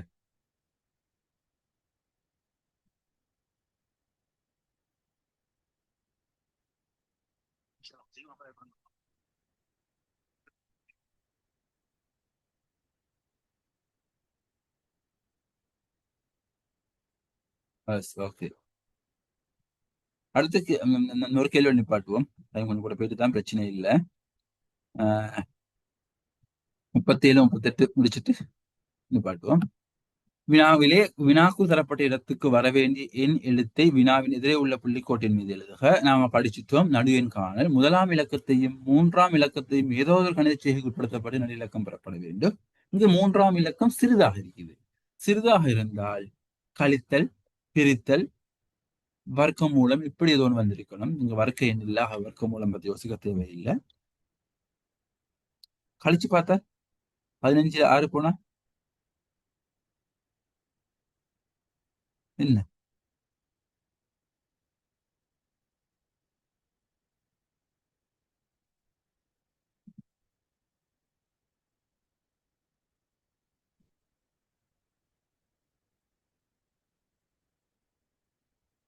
இது உண்மையிலே இது ரெண்டு மாதிரி செய்யலாம். சரியா? ரெண்டே சொல்றேன். என்னன்னு சொன்னால் இது என்ன செஞ்சிருக்கிறாங்க என்றால், இந்த 15 இருக்கு 3ஆம் இலக்கம் இருக்குதானே, சாரி, இந்த 3ஆம் இலக்கம் இருக்குதானே, இதை 2ஆல பெருக்குறாங்க. 2ஆல பெருக்கினா என்ன? 30 இல்லையா? 30. இந்த 30 முதலாம் இலக்கம் 6ஆல பிரிச்சால் வாரது 5. 28 2ஆல பெருக்கணும்னு சொன்னா 56 இல்லையா? 56 8ஆல பிரிச்சோம், முதலாம் இலக்கத்தால பிரிச்சோன்னு வாரது 7. சரியா? அப்ப கொஸ்டின் மார்க் இருக்குது. இதை 2ஆல பெருக்கி அதை 4ஆல பிரிச்சால் வாரது 9. எதை 4ஆல பிரிச்ச 9 வரும்? எதை 4ஆல பிரிச்ச 9 வரும்? 36 இல்லையா? அப்ப இதுக்கு பதிலாக உங்களுக்கு போடலாம். இது 36 போடலாம். அப்ப இது கொஸ்டின் மார்க் 18 வரும். 18 வரும். சரியா? இது ஒரு மெத்தட். நான் வளமையான அந்த மெத்தட்ல செஞ்சோம். இது கிளியரா? 18 வந்தது. 18 வந்தது கிளியரா? ஓம் சார். இது இன்னொரு மெத்தட் செய்யலாம். நடுவெண் காணல் முறை இல்லாம இது தெரியாக்கணியம் எங்களுக்கு தெரியாக்கணியம் இருப்பது இங்கே என்பதனால சிறிய இலக்கங்கள் இங்கால இருப்பதனால இந்த சிறிய இலக்கத்தை வச்சு பெரிய இலக்கத்தை உருவாக்குற அமைப்புல செய்யலாம். 6ஐயும் 5ஐயும் கூட்டினால் 30 அதனுடைய அரைவாசி இங்க. 8ஐயும் 7ஐயும் கூட்டினால பெருக்கினால் 6ஐயும் 5ஐயும் பெருக்கினால் 30 அதனுடைய அரைவாசி இங்க. 8ஐயும் 7ஐயும் பெருக்கினால் 56 அதனுடைய அரைவாசி இங்க. 4ஐயும் 9ஐயும் பெருக்கினால் 36 அதனுடைய அரைவாசி 18. சரியா? இப்படி செய்வோம். சரியோ? 38வது கேள்வி. இது நடுவிலக்கம் காண்ற முறையிலே செய்யுங்க. ஏன்னா நடுவிலக்கம் தான் தெரியாது. அப்ப 2ஐயும் 18ஐயும் என்ன செஞ்சா 10 வரும்? 2ஐயும் 18ஐயும் லேசா செய்யலாம். 2ஐயும் கூட்டுவோம். கூட்டினா 20. 20 2ஆக பிரிச்சால் 10. உறுதிப்படுத்துவோம் அடுத்த வரையில. 5ம் 25 30. 30 2ஆல பிரிச்சோம்னு சொன்னா 15. ஆகவே 9ம் 25ம் கூட்டினோம்னு சொன்னால் 9 சக 25 சமன் 34. 34 2ஆல பிரிச்சால் வாரது 17. இது உங்களுக்கு நான் சொல்லலே, நான் படத்தை பார்த்து செஞ்சுட்டு போயிட்டேன். இது ஆங்கில எழுத்துத்தொடர். இது சம்பந்தமாக நான் உங்களுக்கு அடுத்த கிளாஸ்ல விளக்கம் தாரேன். இதை எப்படி மாத்துறேன்னு சொல்லிட்டு. சரியா? அடுத்த கிளாஸ்ல விளக்கம் தாரேன். ஆகவே 38ஆம் கேள்வி விளக்கம் தாரேன். சொல்லிட்டு போறேன். அப்ப விளங்கி நம்ம எடுத்துக்கொள்ளுங்க. திரும்பவும் சொல்றேன். 38ஆம் கேள்வி முடிச்ச மாதிரி இருக்கு. ஆங்கில எழுத்துக்கள் தரப்படுகின்ற போது இதை நீங்க டிரெக்டாக வைத்து கொண்டு செய்ய இயலாது. அது என்னாக மாற்றணும். அதுக்கு ஒரு மெத்தட் இருக்குது. ஏ முதல் இசட் வரை எழுதணும். ஏ பி சி டி இ அப்படின்ட்டு இசட் வரை எழுதணும். எக்ஸ் ஒய் இசட் எழுதணும். எழுதியதுக்கு நம்பர் போடணும். 1 2 3 4 5 6 7 8 9 போட்டு 24 25 26 வரை இலக்கமிட்டு கொள்ளணும். சரியா? இலக்கமிட்டு கொண்டு இப்ப அங்க நீங்க எழுதினத்தை பார்த்து இங்க நீங்க போடணும். அப்படி பீண்டா 2, ஜேடா 10, ஆர் 18, இ 5, ஓ 15, வை 25, ஐ 9. இது நான் குறி வை 25 போட்டாச்சா? இப்ப போட்டுட்டு இப்ப நாங்க படிச்ச மாதிரி என்ன செய்யணும்? நடிகன் காண முறையில கண்டுபிடிச்சோம். 17க்குரிய ஆங்கில எழுத்து என்ன? 17க்குரிய ஆங்கில எழுத்து என்ன? நீங்க எழுதுன்ற சார்ட்டை பாத்தீங்கன்னா வரும் 17ன்னு சொல்றது கியூக்கு வரும். ஆகவே ஏ முதல் இசட் வரை எந்த விதமான பிழையும் இல்லாமல் சிறப்பா ஒழுங்காக எழுதி கொள்ள வேண்டும். சரியா? கிளியரா? சரி, எல்லாரும் லெஃப்டா தொடங்கிட்டாங்க. நாங்க கிளாஸ் நிப்பாட்டுவோம். அடுத்த கிளாஸ்ல நாங்க இந்த கேள்வியை செஞ்சுட்டு புதிய பேப்பருக்கு போவோம். மிகவும் முக்கியமான பகுதி தர்க்கவியல் இப்ப டிஸ்கஸ் பண்ணுவோம் அடுத்த கிளாஸ்ல. தர்க்கவியல் சில முக்கியமான பகுதிகள் இருக்குது. நாங்க பத்தி பார்ப்போம். சரி, அடுத்தது இன்றைக்கு ஈவினிங் ஏற்கனவே அறிவிக்கப்பட்டது போல ஜாபிர் சார் கிளாஸ் இருக்குது. பொது அறிவு இரவு 8:30 மணிக்கு இருக்குது. ஆகவே தவறாது கலந்து கொள்ளுங்க. உங்களோட ஃப்ரெண்ட்ஸ் மாதிரி யாரு சார் இருக்கிறாங்கன்னு சொன்னா அவங்களுக்கும் ஜாயின் ஆக சொல்லுங்க. ஏன்னா டெய்லி கிளாஸ் மிஸ் பண்ணிட்டு ஜாயின் ஆகும்போது முழுமையான நாலேஜை பெற்றுக்கொள்ள முடியாது. இன்றைக்கு இந்த ஐக்யூ கிளாஸ் சம்பந்தமாகவும் எங்களோட பேப்பர் கிளாஸ் ஸ்டார்ட் பண்ண சம்பந்தமாகவும் உங்களோட கருத்துக்கள் இருந்தா ஒரு நிமிஷம் 2 நிமிஷம் எடுத்து சொல்லிட்டு அதோட கிளாஸை முடிச்சுக்கொள்வோம். என் கருத்துக்கள் பேசுங்க.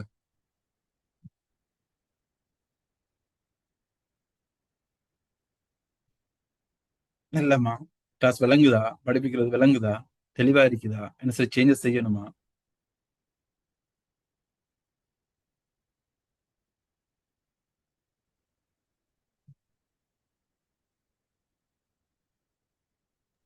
இல்ல சார் வாங்க சார். Okay, thank you. அடுத்தவங்க. ஆரம்ப காலங்கள்ல இந்த ஜூம் ஸ்டார்ட் பண்ண புதுசுல ஸ்டார்ட் பண்ண கோவிடுக்கு தான் ஜூம் கிளாஸ் ஸ்டார்ட் ஆகிடுச்சு. ஜூம் ஸ்டார்ட் பண்ண புதுசு நான் நேரடி வகுப்புல இருந்து ஜூம் கிளாஸுக்கு வந்த காலம். அந்த காலங்கள்ல மாணவர்கள் ஆசிரியர்களுக்கு பிரச்சனை இருந்துச்சு. ஜூம் கிளாஸ் செய்யக்குள்ள பேசுறவங்க கூட அப்ப அடிக்கடி மியூட் பண்ணுங்கன்னு சொல்லிக்க வேண்டிய நிலைமை. ஆனா கிட்டிய காலத்துல பொறுத்த வரையில ஆப்போசிட், பேசுங்கன்னு சொல்ல வேண்டிய நிலைமையாக மாறி இருக்குது. சரி, பிரச்சனை இல்லை. நீங்க உங்களோட கருத்துக்களை சரி இருக்குமாக இருந்தால் தனிப்பட்ட ரீதியில வாட்ஸ்அப்ல சரி அல்லது குரூப்ல சரி ஷேர் பண்ணலாம். ஆகவே இன்றைக்கு ஈவினிங் ஜாபி சார் கிளாஸை சந்திங்க. ஜாபி சார் கிளாஸ் செய்வாரு. நாங்கள் அடுத்த வகுப்புல சந்திப்போம். இதுல கண்டினியூவாக செய்வோம். இன்னொரு பேப்பர் அனுப்புவோம். அது வந்து ஒரு பாஸ் பேப்பர். கரெக்டாக முழு பேப்பர் ஒன்று அனுப்புவேன். அதை செய்வோம் இன்ஷா அல்லாஹ். அடுத்த வகுப்புல சந்திப்போம். தேங்க்யூ. ஜஸாக்குமுல்லாஹ். அஸ்ஸலாமு அலைக்கும். வணக்கம்.